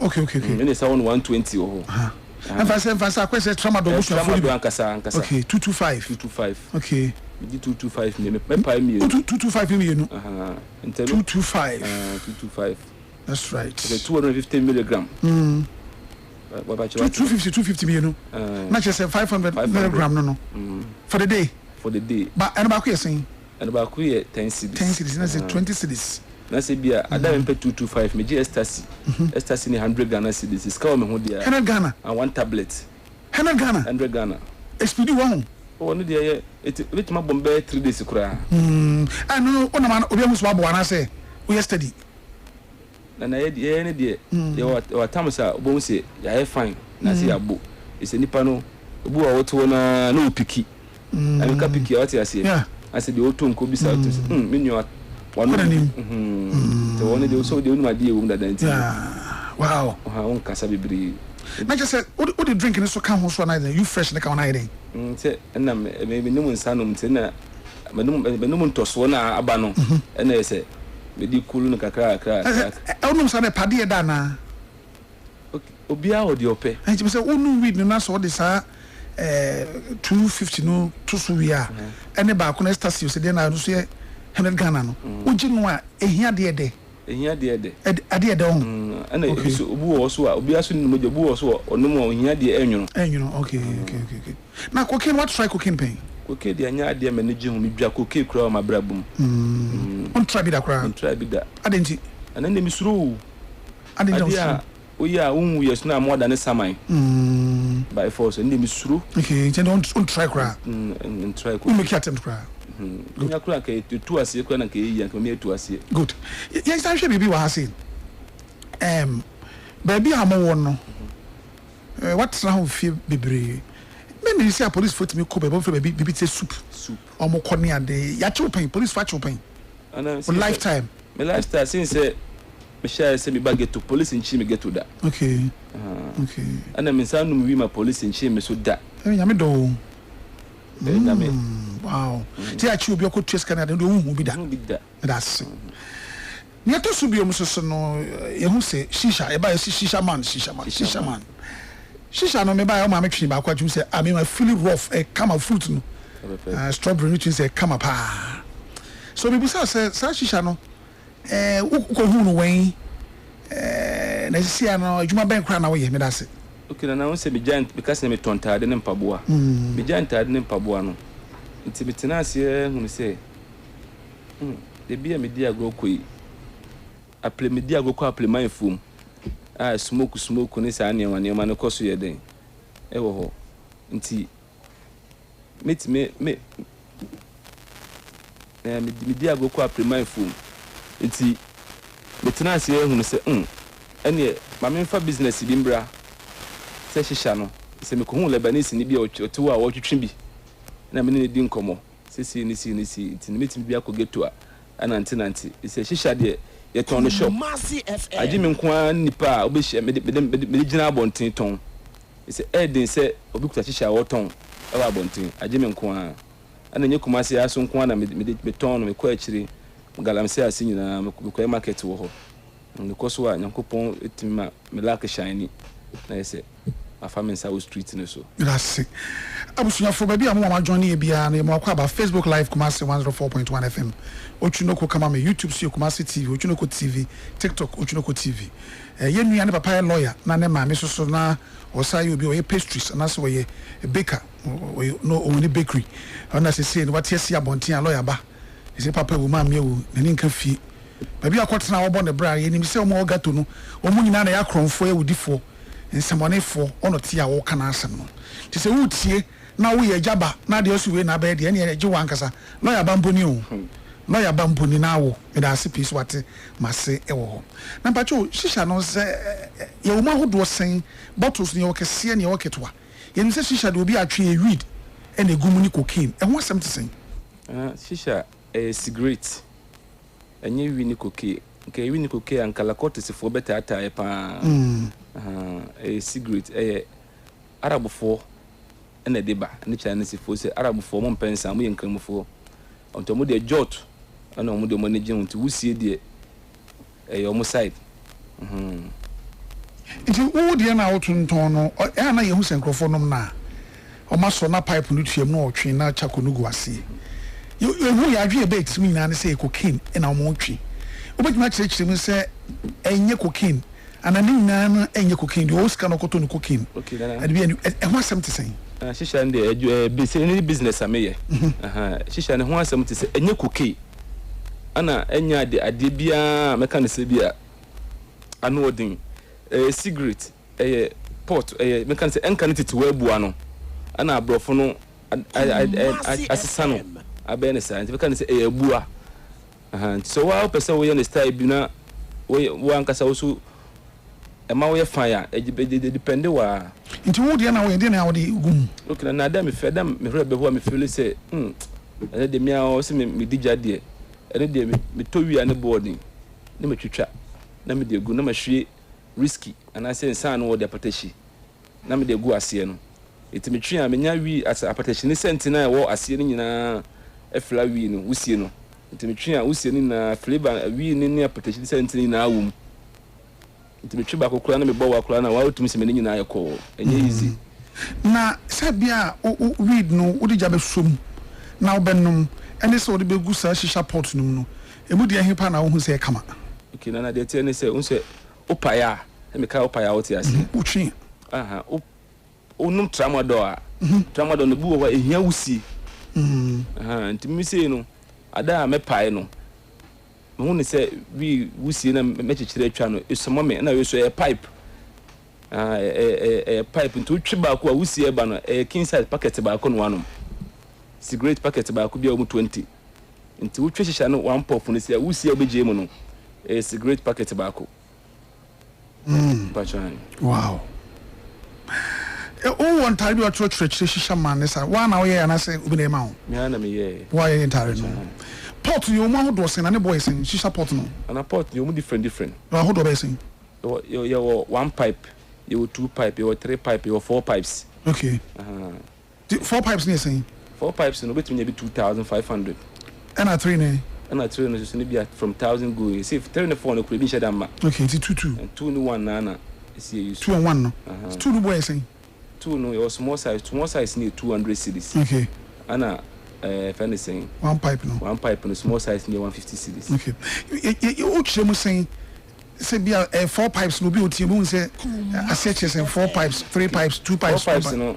4 pipes no me chire mu say ahoma na connect ba hihya na ma wusie ne ba no ba ko makonkon afo eni sanka nipa 40 ha nya afi na metwe apasi wi so bia betima fa bi atwi nti nipa 4 eti ho obi ekuta na homa okay nti wa bla no aposo no nya afi na ma betwe makase bia oso metu me pipe metu me smoke you to so foundation electric okay nti 4 3 2 and 1 yeah say uko night club ho ne board na se bi o ma prepare o ma de esi ho dada also mo di whiskey wo ho and e bia soft drink bi so and e bia fruits bi sa ho no so ko tan na wotwe a ya na bi boy sen o mo di minute eto so na enye minute ne de to so chako no bidie no egu ase no bidie ne de beto so no e toja no se bidie etu bidie sa o sika asa okay tebu ha e bit man assessing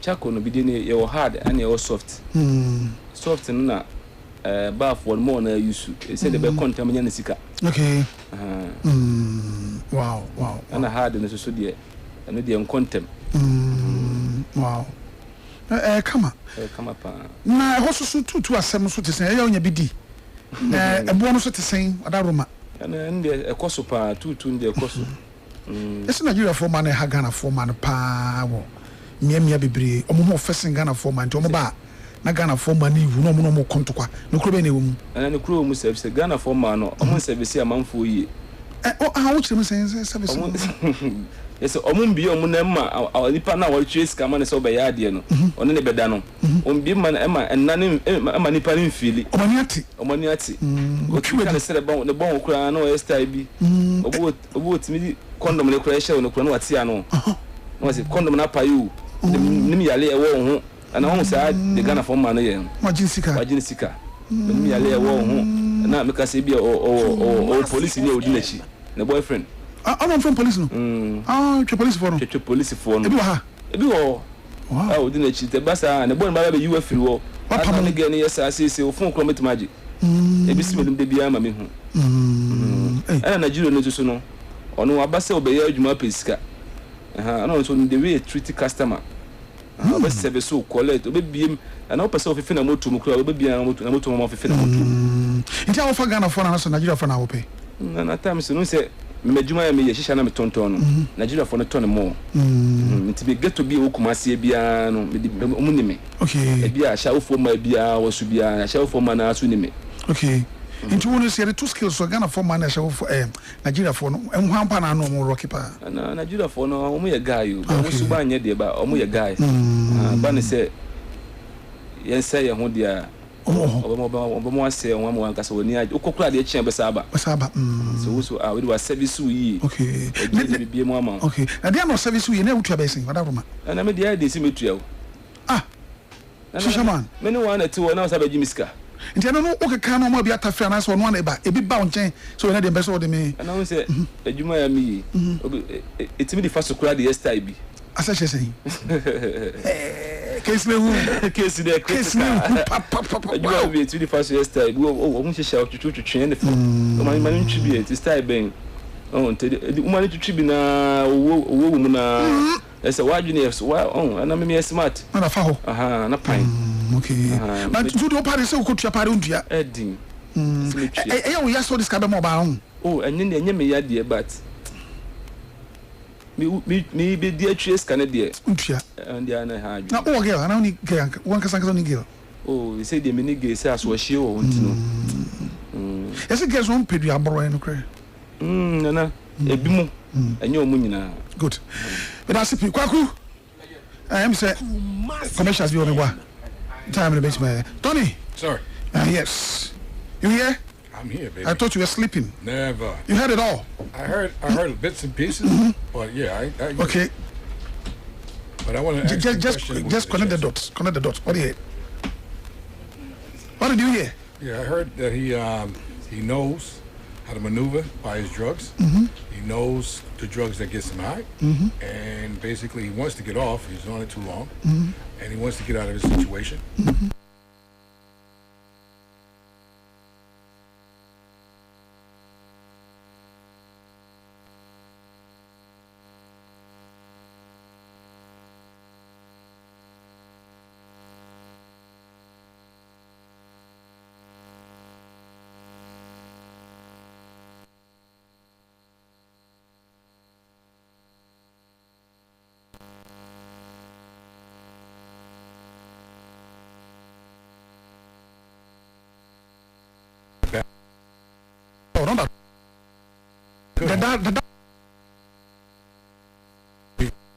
Because they put so high expectations on you.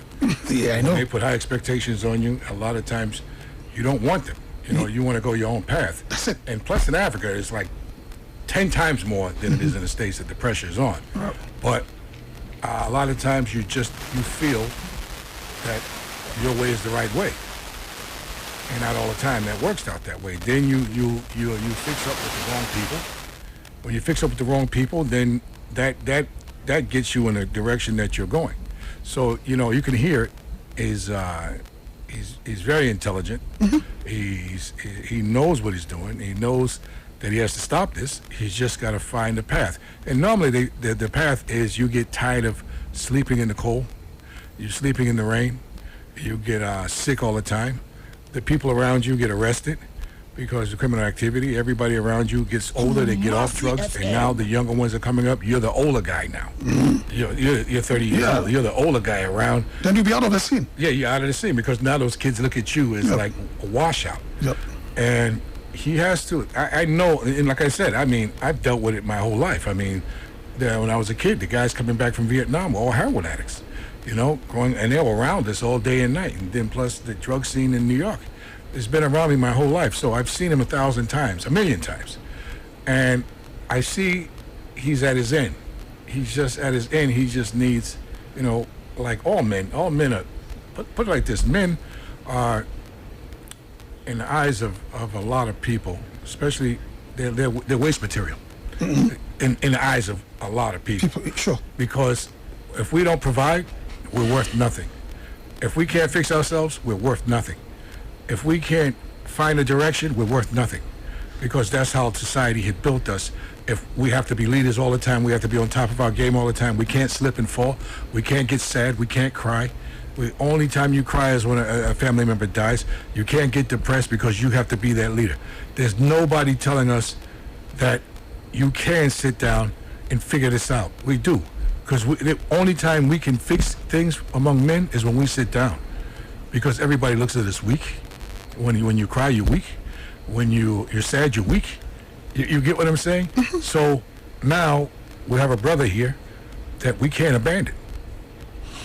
We can't abandon because now if he gets fixed, he fixes others.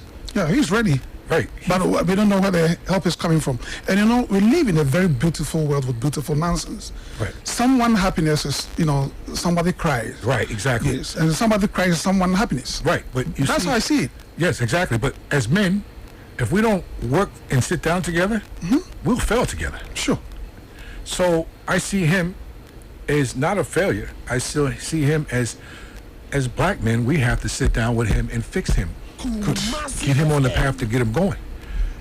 If it goes to church, if it goes to meditation, if it goes for him to travel to a place that he can't get his drugs, if it goes to him just sitting down and talking to other men, being around a different element, right? The key is getting away from that element. Those so-called friends are not friends. They're addicts and addicted just like he is. So how can you get away from addiction if you're still around it? It's impossible. It's impossible. So the one thing that he just did, it showed me that he's ready to go. For somebody to know they're addicted, to come on radio and show that they have this problem, and this is not only his problem, it's a whole bunch of problems. Sure. Because it affects families widespread. So, like I said, I would like to speak to him, you know, and I see his situation. I see where he's at. He's smart. He's a very intelligent guy. And all he needs is some guidance. That's it. Great. Abusuafo ana broni no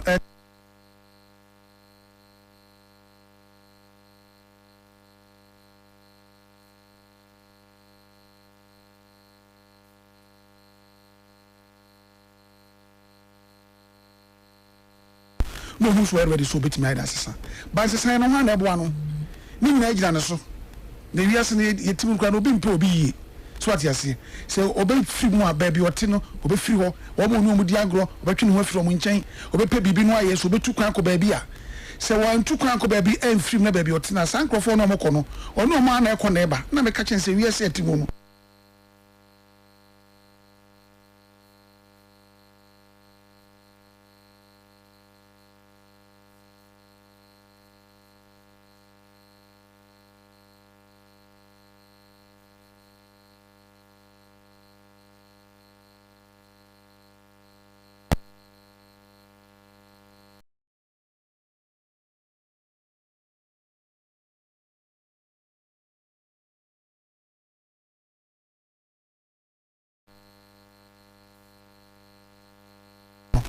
ye no mo bebo eye enkomo akra me da sipi se wie wodro no bedi enkomo 50 minutes wada my divine for him na mo bacha yo Kumasi club mo nkawie bacha ye won kawie kuma na ye won kawie pani e mo de hini nkawie angaza nkawie to ase sure bacha mo court no ofie mo ye vio bacha mo ye vio ene ye samaba is it mo komani improvement p eba ho na fire service for station all right once come bacha so my come pa na otra nkawie pani barrier na ho de nye munye ni aba okay this o martin to my hoduma yes na much so won carry sure nice one wow ele uni hoye pa carry what's na wache na ba che me firi wodi adwuma na dim kopi o what's na be say ni man say 5 years oh that be men carry so make die 32 33 years na ko dia go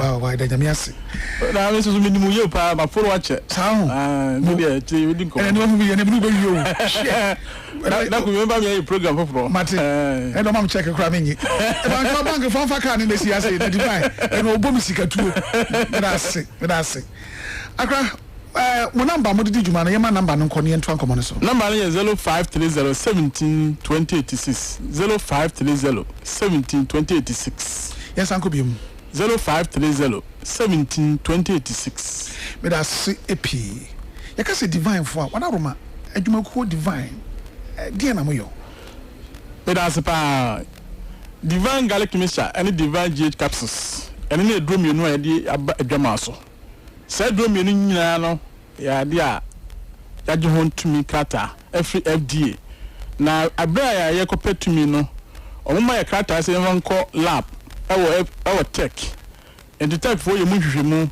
e na omode kata omode ye hwehwemu no wie fa edro mienu nyina ho omode ma ye no ene ye de call food for so e de hon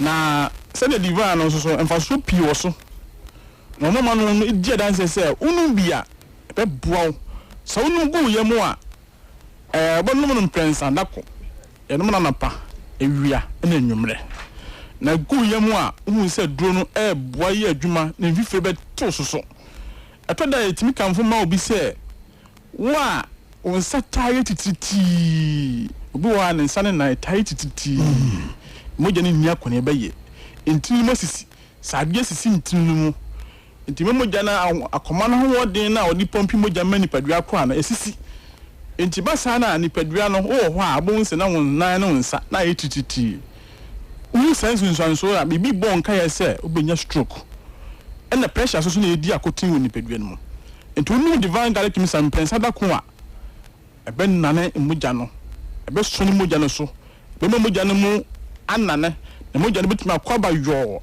emoja a efantini mu efani padua ni mu no ese da bia koma no nya moja dudu ohia me waka bia moja patregu mu no eso ti a ospaki a entimi nko this ya dudu ese de mano no e maka no saso na koma no dudu a emoja na akoma no nya moja dudu a akoma no nya no wa amfa ma no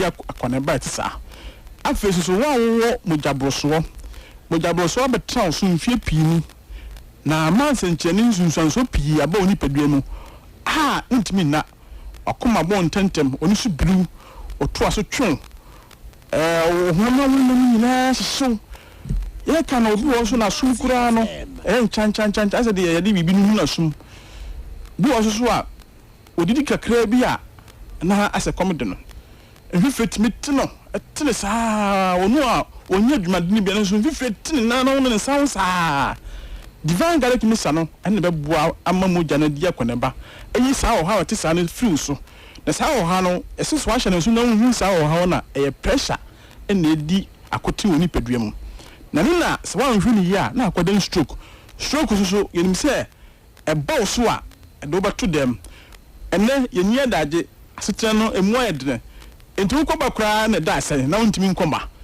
omodia na to divine garlic mi sene bi yedi ho adan se chelsea ano na be boa opa afeso so o ba wanya mfedu mienu ede ko nani na so ye panyi asma e wo so o asma oba keto a wo mfedu mienu ko nani so asma omodia se obakwa to divine garlic mi sene bi na wo to wi a frɛ yai ya ho ato frɛ de eto dwan frɛ yai o frɛ ya ye be kye wa de foforo bi aka ho no to divine garlic mi sa to wonu uto wi a no wa frɛ ya ni a kye wa de bi ka ho e be tuase e ko be firi ho asma ye hani pebebrebe na de ni pebebrebe so akwasema do e nti na ye ni ebre a yakɔ nhwehwemu a ye de aduro yi abadwama so no na bre ko yanim no ye be di adansi akyekye ne pebebrebe amagana fo nyenim die ani suahunu mo de abom ho ban ama yare a agye obi aka so agye obi ato dem ama ne na yakoa ama ne ntimi nkomo ama afofo sere no ama ne nida so asa ama akontu obetu ntuma ntu nyina no so akoto divine garlic mi sana ebe bo di okajamu na be bo ho ban ama hodi bia ohwehwe bia de ko babia no emoja ne mekwa bakama na wo nya wo de so nkopa yesa wo divine GH capsules ebi fe no atani ata yogurt wo di garlic no ene capsules no ebumu a bi fe no atani ata yogurt so wo infections enam yare kekawa enem nante ne maba ye ntie hu jai onyenye mfedu mienu ebi nwotwe eleko a na waso oso so aso a ofre na obo na onti jai enti san nu mienu ye a ye kan wan asem ne say infection di a boto garlic no na to capsules no na do mienu abom no wanom ebetu infections bia a betre ni peduam say STI gono anase chlamydia white odo pia baba so kramani ya titini nyina no otwa capsules na and be boy infections bia na yale bia furu so oye be ma ohun se ensufite bi firi wase be mam ase kekaw obe ma na so ote ebi kura na enema mienu obo wase mu wono ohun se ba ko wase ma ko saa so oba so ohun se ensufite bi wase scent bia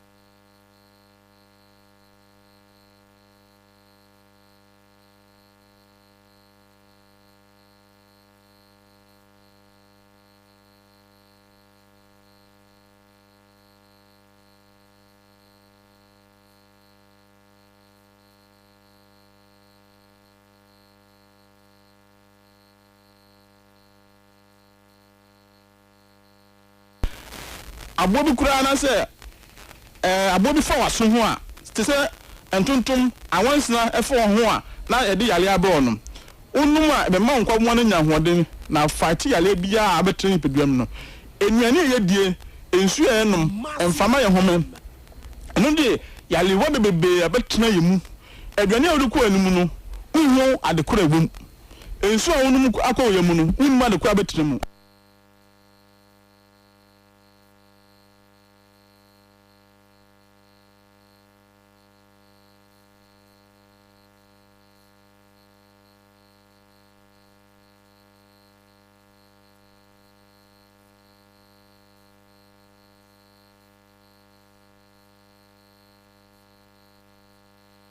ha woni ni fie raka obo so ni behuwi bibia nto no enso so ohwa na yemu hihye no eye bibia ekyese wo pressure wo mojabroso se de nipa nu bia gira ho anhwemu kyese emu miensa ewo bi na ahwemu yesa ya kwa kire no eboa mienhu se ekum ya dehye yekum ya dafo enti obo ho a woni no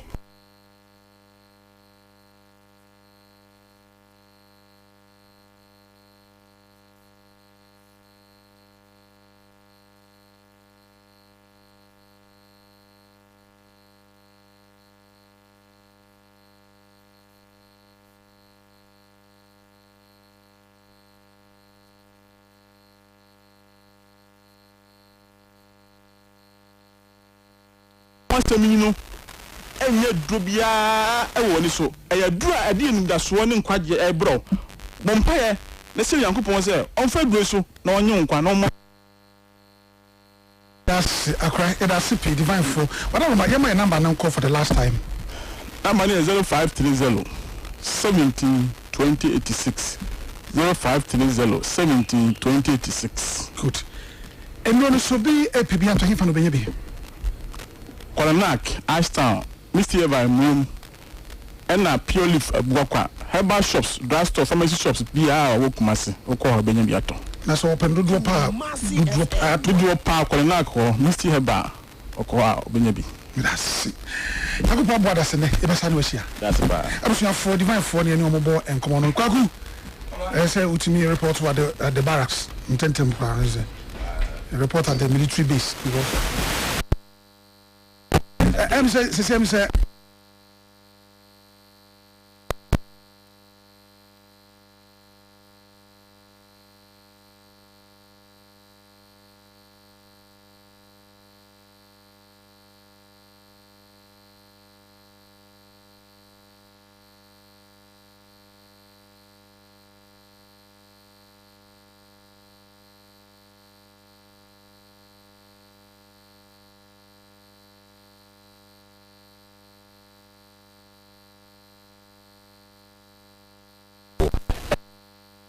Say father two programs are to the biswa or say na o two kwada na for so omunti obi Patrick Owusu adueni when you dream you adueni or say Father Teresa that say be a obi ni in fact Ghana for proud of your body and so in shroud Nanaya will say keep it up Otwinoko Nanaya will say Arsenal say good day papa God bless you for your great job in fact Obojuma at the Ghana Mebruti Trupa also you're number one now or be so number one also and I will tell you Fridazi Drisu see good move Ochi after Evelyn Uzwasa say papa or you glued to the radio setter on also OTO live or a Kumasi 104.1 or more YouTube yapa might be at the diaba na yapa se ochi ochia pa or say no jumedinos will tie na and then the message or diaba no or say greetings every Boston King Solomon and then the big brother Tony or secreting us or chill bibia or that say no teachers and the occasion at the bia or the maya brapo melody or runti and so say ochi always be an body shirawo Allah and koswa na on your kese Daniel Oware say it always give me a great joy listening to Otwinoko. I say indeed papa your words are very encouraging OTO live from ABB any old town Nana Kwakusi greetings from South Korea Was the Ochi and Kwaku is exactly 1:16 a.m. midnight. And we'll be one, but OT live, yeah, Kumasi BBC at the Mo Korea. Linda na Ashoko, I say, life. God bless you, Daddy. Mampon Bedu say, Father, God help us. Yeda sepa no juma pa de bias wudi. Kojo Jebi say our London. Oh hey Sisia. SW say, Father, good evening. How are you? Ono kuning now. See, God bless you. We're live quadra so a general konkoma store. Oba ya adepa. See, good evening, family. More air bill. Na oba di insha pa uchi eno jumadia de bia so oba ebo na UK na and na Michael Amponsa say good work Otwinoko. Lawrence Asante say we thank God for another brand new day. Papa messages kakraba no me so me chia Malik say otie ye papa nya asem ketwa anya afrakuma Holland chia afrakuma oh kokotwa de enko ye friends divine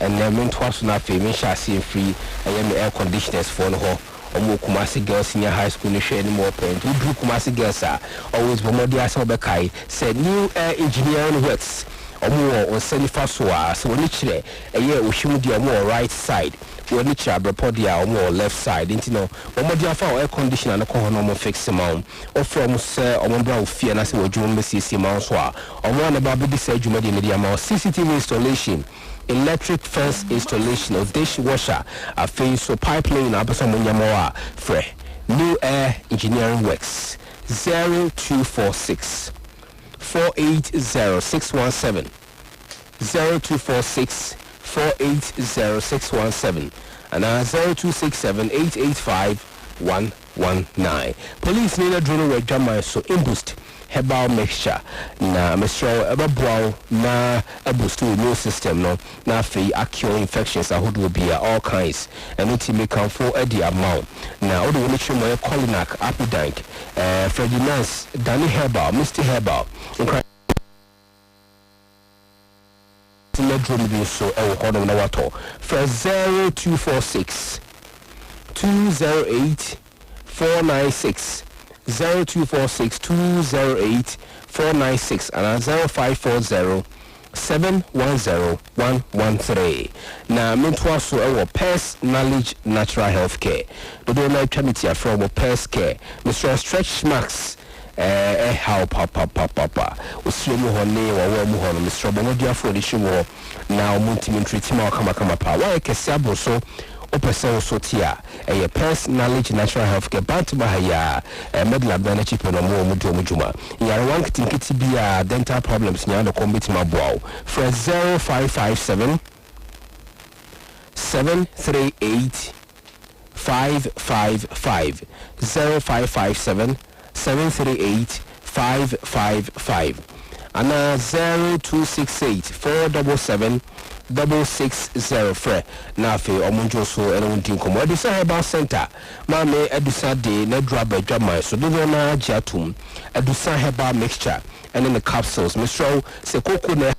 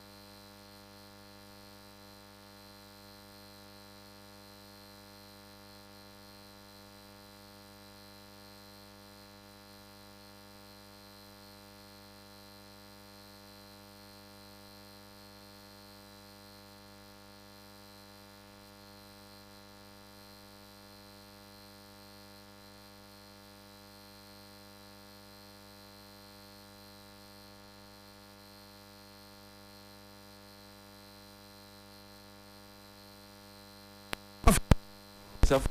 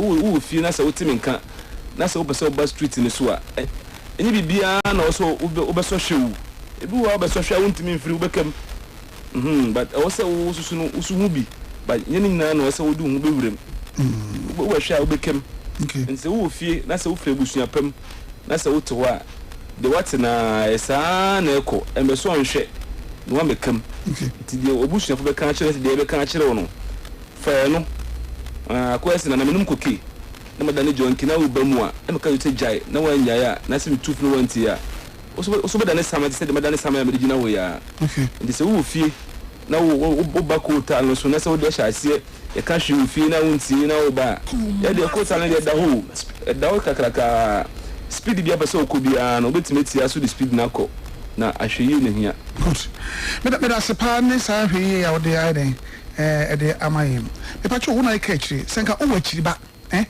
ena afi no so bank na ba kachiri wachiri ba no hu no bibisa betu ne fuso wonjai okay se me panyi me wum na menim de eko okay ti be chance tina fi na se bia wande go metuma so ne nsa na be na bageto ma ba kire nde wi a esie den etie se wi mu omo yen samanfo mo ti ase so mo yen samanfo wanka se hu kro ye mehyew okay nti ono me bu okura ementwe wonye den betina fi good say yakopon bo na wo ba e be BBC ase na be se fa no papa so ba be tse de wi oba be di wa na mo achi ana so oba yesi a se na be se fa no okay e be me ya se bia me kasa chere ba na ba nti se de na e ntie ye ma mo asema na mpanyifo asem no ai de ba ku ta no so e be me ya okay na se wo so wanti na be kamu dia wa wase me da se na de etoso biom so no Moses Cow Street ni Swiss Cow Street ni Swiss Cow Street ni no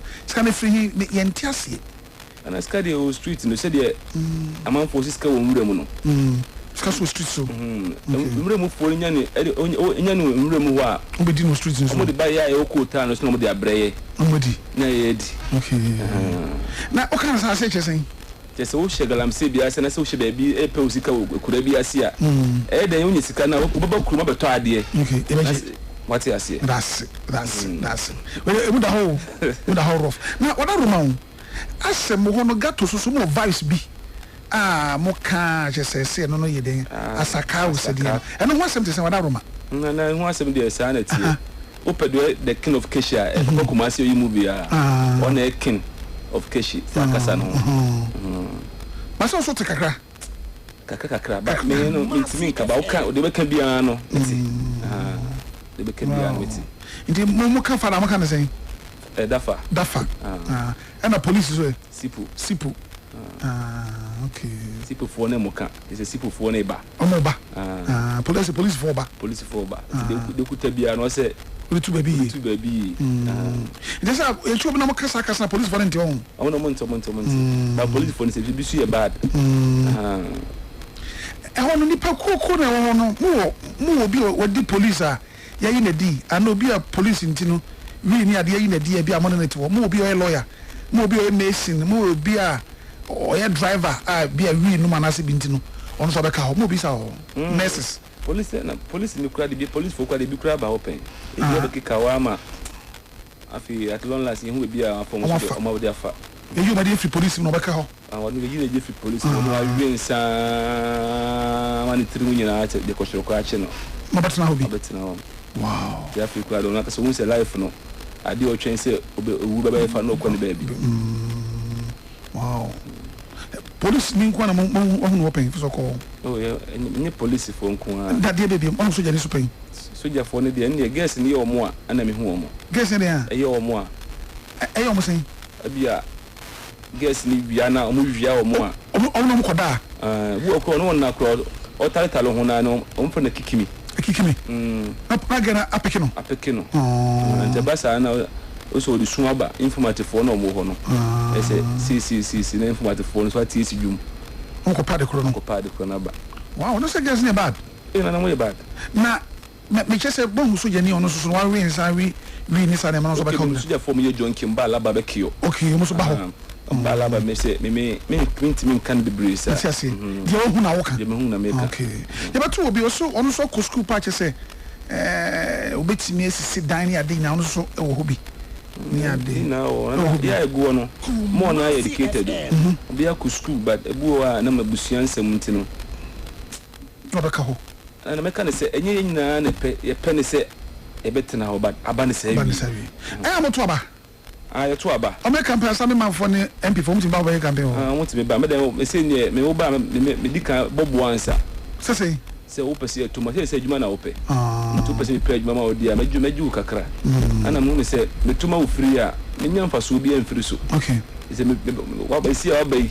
Only see o pa aba na wa ba wo. Ntu nya wi a ye hu wo bi. Ntu ba e meju sika. Sika wa ba ji be sen. Me say meju be 2000. Asa na to ba. Okay. Meju be 2000. Okay, say what situation now wo mo sisi na so because of bo mo ba na bi nipa emfa emwa bi a why ready bi o si wo dan ho na kwotese mu ni ade firi ho a dia de nipa betima ya boa wa o fo so betima firi sa subana wo na mo timi njai no eno nko ade metima jai e bi say mensa na me de koma no sie no enyo bi na so mensa de me koma no me ana me de mensa no koma no tene me ka se menfa mensa koma no police ncheme. Okay. And I say obi am be na me kon say ane tene wan fa mensa koma no. Okay. Determination but ni jay din. What try but last time out how many days? Okay. Say we there metime jay we for 1 year me fa me kon we but cigarette na edi na tablet nso so tablet no kura de nye de bia na ada me am feel say bia da kakra wo kakra wo na sia ma hwe ho bi aba na no say ba me yam fine na to bi na de say ho e bo me ama me an kasa me hu say o say me ba no ye information was afo say e say na manfo apie jamanfo be si me cho say amanfo dwa rough ma no ne adam so e beba na say me say no papa bi ne ya beja akwan na so anzo e. Oh, na say o ko do mu gwe twɛn me. Me ko do won ya mo de ma me kuro mo say de ya haya na o se me de ba. Na me do mu su di bi ba fine. Bi ba fine. Insa me hwe se bia unya adwuma bia de na boni me ka bi beti make people busy. We are willing so be jai be free o ka say ye wa kasa. E na de ko wa no wa beti me ma de me hiamoa. Ti se den me hiamoa pa o ma setenem. Ti se den we person bi o you free. You me papa nze ya because u tifie na se ebusuan no mu ode na oba street no so a odi e fa me kwhye ho na oba she street no so no wan kasa oba hu bibi wan kasa oba hu bibi come dia be sa do ko tal no so no na onye smarter wa oba hu bibi. Tony, start. Yeah, you sleeping? No, I'm listening, man. Okay. Get it right, baby. Yep. Back to you. Yeah, he has said it all, and the rest is history. Yeah. It was once evangelist for a period of 7 years. Wow. But he has quit, right? He was serving more than 50, people under him as in congregation. Okay. He has left them. They were in groups, about 4 or 5 sub, areas in Kumasi. And he had left them all. And now he finds himself at the ghetto, at the slums. That's where he sleeps. That's everything. I've seen it before. Yeah, he has rented a house, right? For the past 5 years, he has left it all. The last time that he went to his room was about 5 months. Okay? But he's sleeping outside there. And he's ever ready to come out from the slums. But who is going to help him? So he's asking, if you are not coming to the slums, you wish for, swap. He will go to your house and you come to the slums and taste the feeling on the streets and see how it works. Oh. Yeah, that's what he said. He says he has regretted, No, he's got to regret it. He's 30 years old now. 30 years. It's time to turn it around. So that's all. You speak English, right? Yeah. Okay. Now, I'm going to ask you a question. Where do you see yourself tomorrow? I see myself more like I will be a great person. I'm just saying, where do you see yourself tomorrow? Going back to the same element with your friends that do the same thing you do? Or do you feel yourself walking away from them? Can you walk away from them for good? Yeah, I can walk away from them. That's the first step. Yeah. That's the first step. Yeah. You have to make a decision. Yeah. I'm walking away. Yeah. I got to make a decision. That one, I'm serious about that one. Because I want to stay away from some things. Because you'll keep repeating. Yeah. And they'll keep saying, come on, man, tomorrow, you can start tomorrow. You can start tomorrow. Tomorrow never comes. Then your next thing you know, you're 40 years old. So I think the first step, this is, because you're finished with it. Your first step is to walk away from friends. Then redo yourself. I mean, as far as a haircut, try to, if you have any funds, or try to find a job, even if it's a mate, digger. Start giving yourself some worth. Start finding some self-respect for yourself and get yourself some worth where you know what it tastes like up there and you know what it tastes like down here. You don't want that. You're done with that. Okay, if you have to go to a church to help you, you have to do it because that gives you a sense of camaraderie because not everybody knows. See, Africa is a much different place than the United States. Most everybody has a family member on drugs or they were on drugs. So I understand. I have family members that are on drugs and some of them are still on drugs. You know what I mean? And I arrested addicts, and I didn't want to do it because it's not their fault that they're addicts. I mean, it's partially their fault, but it's not a crime to be an addict, but they made it to be a crime. And the other thing was, a lot of them came to us and begged us to arrest them because they couldn't find any other way to get off. They knew if they stayed in the streets in the cold weather, and they would die. So, and even a lot of them came up, a lot of women came up and gave us their kids. They said, take my kids. I can't subject them to the streets. And we couldn't take them like that. We have to go through a whole process. But that's the low. I grew up with guys that were owning businesses, big businesses, and within 6 months to a year, they're on a street corner. And you understand, because once they have finance, they have capital, they can get as high as they want, as long as they want, and they can drag other people to get high too. So what I'm saying is you gotta map yourself out. I mean, start cleaning yourself up. Get rid of your element that you're in. Every day you get up, look for a job. I mean, just look for a job. Don't even look back because now you're on your way. And once you earn your first money, you'll feel good. You'll feel good now. That's where the key happens. You have your salary, and you look back to your left. You look to your right. Do I go back with my old friends and get high again? Or do I take this and try to find a place to live? Or find a way to fix myself? That's the breach you're going to have. But you got to find a job. I think that's the first thing that lets you know that you're serious about what you're doing. And then that salary, getting that first salary. Do I go and get high? Or do I go and try to fix myself? I take my time and build myself back up. You've been on both sides, so it's not like you don't know. You just got to, and the thing is, nobody can do this for you. You can't look out for help. you're a man.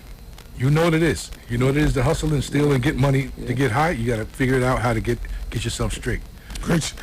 Okay, what's it all? Brother Kind. So to me now. Hey, what's he? What's he? What's he saying? What's he? What's he paid maybe? Na me twi me ho free. What's he making pa? Mindi. Na me twi me ho free sa na mfo no. Na sa ni man na metimi na me kyene sa metimi. Na twi me ho free mo but see him mo kakra bi na me hia. Me san ko ma chibi. Okay. Yeah. Good. Tony. Last blow to you. Okay. Can you share with us, the worst tragedy that someone find himself in, and they couldn't pick up their life? Eventually, they lost their life. Oh, I know a bunch of them. I know a bunch of them. Okay, just one hot one. Okay, let me think here. My cousin. Your own? My own cousin. He or she? He. Okay. He was an engineer. He repaired planes. Oh yeah, he was a big boy. He was in the military. He was an officer in the military. He got out. He was a pilot and he was a mechanic. And he turned himself. He started smoking weed. At the airport. And I know somebody turned him in, been saying he's using drugs. He got fired. From the military? He got fired, yeah. So not for military. He went to private. In the military. And he had he was making about $250,000 a year. Yeah, as a plane mechanic. He didn't want to fly anymore. He wanted to be a mechanic. Okay. So he finished his little training he had to get before he started to be a mechanic. So he's making about $250,000, and he goes and he hooks up with these young girls, and these young girls had him out there a little bit, and I knew he was a weed smoker. That's what got him fired on the job. Okay. Then he got a little depressed. And then the wife, I guess, was on his neck and all this stuff. Because once you, in aviation, once you get caught with a drug, you can't go back. Your license is taken. You're finished. Because you can make a mistake. Yeah, you can make a mistake, on a piece of equipment. It could cause thousands of lives, So he lost his job, and then he started hanging out with the wrong element. And one time I saw him, we were working, we saw him going into a bar, like 3 o'clock in the morning, And I said, let me go check what this guy's doing. So he's with these girls throwing a lot of money. And I know he just got fired. And I walk in, the bar is a cocaine bar. Oh, in New York? Yeah, I'm walking in as a cop. I don't know this place is a cocaine bar. I walk in, I walk to the back. Nobody knows why. I walk to the back. He's got his nose on the table sniffing cocaine with these chicks. I said, yo, man, what's going on? Were you in your clothes? No. I was playing clothes. I was playing clothes. I wasn't working. I just saw him. And I just walked in, not knowing, because that's not my area. So I walk in, and I look. Nobody says nothing, because, I walk in, and I saw him, like, the door closed to the back, and the guy says, who are you looking for? I'm looking for Warren. So I said, okay. The guy says, you know Warren? I said, yeah, it's my cousin. So he lets me go in, and I see him, his nose is on pulling the line. And the two girls are sitting around him and some other people. And I tapped him on the shoulder. He said, yo, what are you doing here? He goes, yo, what are you doing here? I said, yo, I just saw you come in here, And he said, yeah, I got family problems. I got this problem. I got that problem. I said, we all got problems, man. Was he astonished when he saw you? Oh, yeah, he was shocked. It's like he almost jumped out of his clothes, man, because he thought we were busting the place, Wow. So now he's sitting there, and I pulled him to the side. I said, what's going on, man? What are you doing this shit for? He goes, man, I got family problems. Anthony, my wife is on my neck, and, I got to pay for the house. I got to pay for these kids in private school, blah, blah, blah. He's giving me all this sob story shit. So I said, yo, my man, you need to fix this. This one you need to fix, because this is going to go nowhere. So he said, man, I got it under control. So I called him like the next day. He didn't answer the phone. Called him again. Then I went by the house. The wife said he hasn't been home in 3 days. 3 days? 3 days, yeah. And he was nowhere to be found? Nowhere to be found. The mortgage was due. That means they were going to repossess the house. Wow. The cars, everything. She got to that point. But she made money, but she didn't make the money he made. And she said she's going to pack up and move to her mother, and she was. So now you see the decline, how fast the decline is. So now he's using credit cards. His credit cards probably went up to almost $1 million at that time. He's using credit cards, and he's getting high through credit cards and other means, the bank accounts and everything else. And when I saw him again, it was about 2 or 3 weeks. I said, when did you eat? I bet you he lost, I've been doing it in pounds, I bet you he lost about 25 pounds in 2 weeks. Not eating, the drugs are eating him away. He looked so lean. Lean, yeah, and he looked old. He started getting old in the face. I mean, he was drying like that. So he wasn't just taking coke, he was doing other things too. I'm sure he was taking crystal meth because this is the draw look that he had. And he just said, Anthony, I don't care anymore. I just want to end it. I said, what are you talking about, man? We can get you to rehab. He said, I want to end it. He says, at least my family can get some insurance. I said, man, stop with this talk. So, oh yeah, he put himself to the end. And he just called his mother. And he said, I know I'm embarrassment to you. He says, but I'm going to fix everything. But his mother heard it in his voice that he wanted to end his life. And by what means? He got in his car, went down 95, you know 95, about 125 miles an hour, hit a wall, killed himself. Oh. Yeah. Jesus Christ. Couldn't take it no more. See, some people just put themselves in a bad position and they don't have anybody to talk to. You would talk to him, but he doesn't see me. He didn't see me as somebody that understood. But I did understand because I've seen it every day. Yeah. You know? So Tony, you don't need any advice. You've seen it all. I've seen it all, man. Oh, sorry. This life for me is probably 10 lives for somebody else. Yeah. Sorry. I'm sorry for Bonnie na me busan say sa cocaine we sem na ye ka no. Obetimi aka ba ku bi a nipa bi de omo ko wu amu a omo de omo nkwa etwa atro ko si bebrebe. Na oni bi obeka wo no ankasa ne cousin ni nua. Ono ankasa ne cousin ma me nua ba. Ono ankasa me die cousin. No soja ni. Chese soja ni mu. Ye pamon fi soja ni mu. No a pilot. And no buy so ba be ye private so mo wo plane ni bi.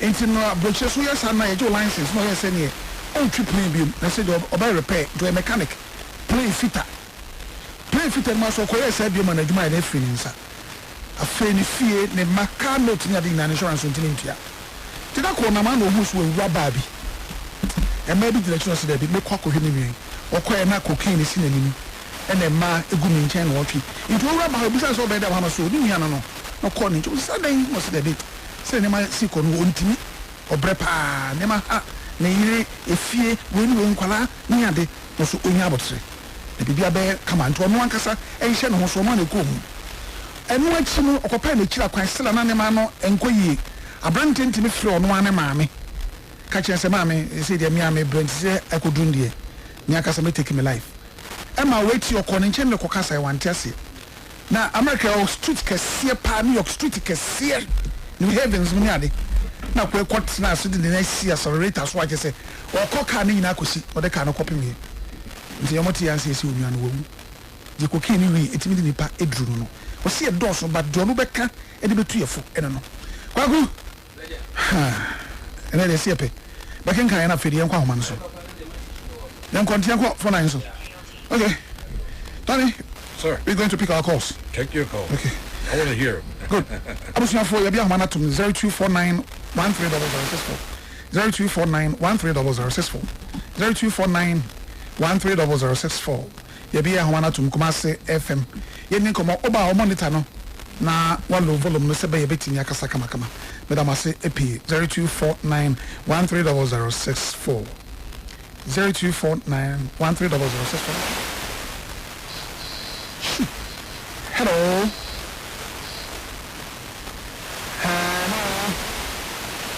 Welcome to the Kumasi FM. Hello. Good evening. Yes, sir. Pacho honey. Pacho from the Bubua. Because I stressful. Brasi yetio. Pacho, the boy has a little real pa Antonino. And Nancy and woman cocaine, be able to for no jay. I could kill the Hoshima, buy and do a life. I mean, Yamatism and Baby, I want to cook him on life, and we mom life I on them. And the team for our BB and slow. A tool for the jay, not a papa, silly bravo. Good asking, because if it's a baba. Mr. Medasipi. You could put your program. Hello. Hello. Otwinoko. Yes, sir. Hey.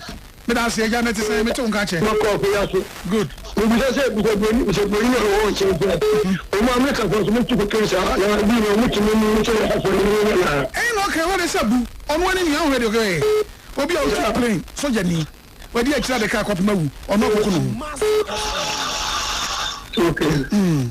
okay gana ko yen kwentu kuna tani manu emwa malawruma o tuyo munchi na wonu sana masete unti ko kayo munchi jawati baba bida se ajapoku 0249 13064 hello papa ko maji so befo papa wonu ya se mo okay enye asanti to ni no segela apo kama idi ni ya last one aya mi mame isi no Muslim na for how pa na me de ni get to ni ha me da ya me wuti ya me tim am wa kwara na papa ni ya kakanga kana me dia survival ni de ni ganga no ni su ni pa se me san se ma mi ni woni ti ni me to na ma chi ma le na me cancer dia luka na se sa no dia na me dia ide aka ho via ya wajibi ho ya fane kikini ko tan dia ni pro ni ma papa se de na mi nyane kan kama no pe ni pe ni to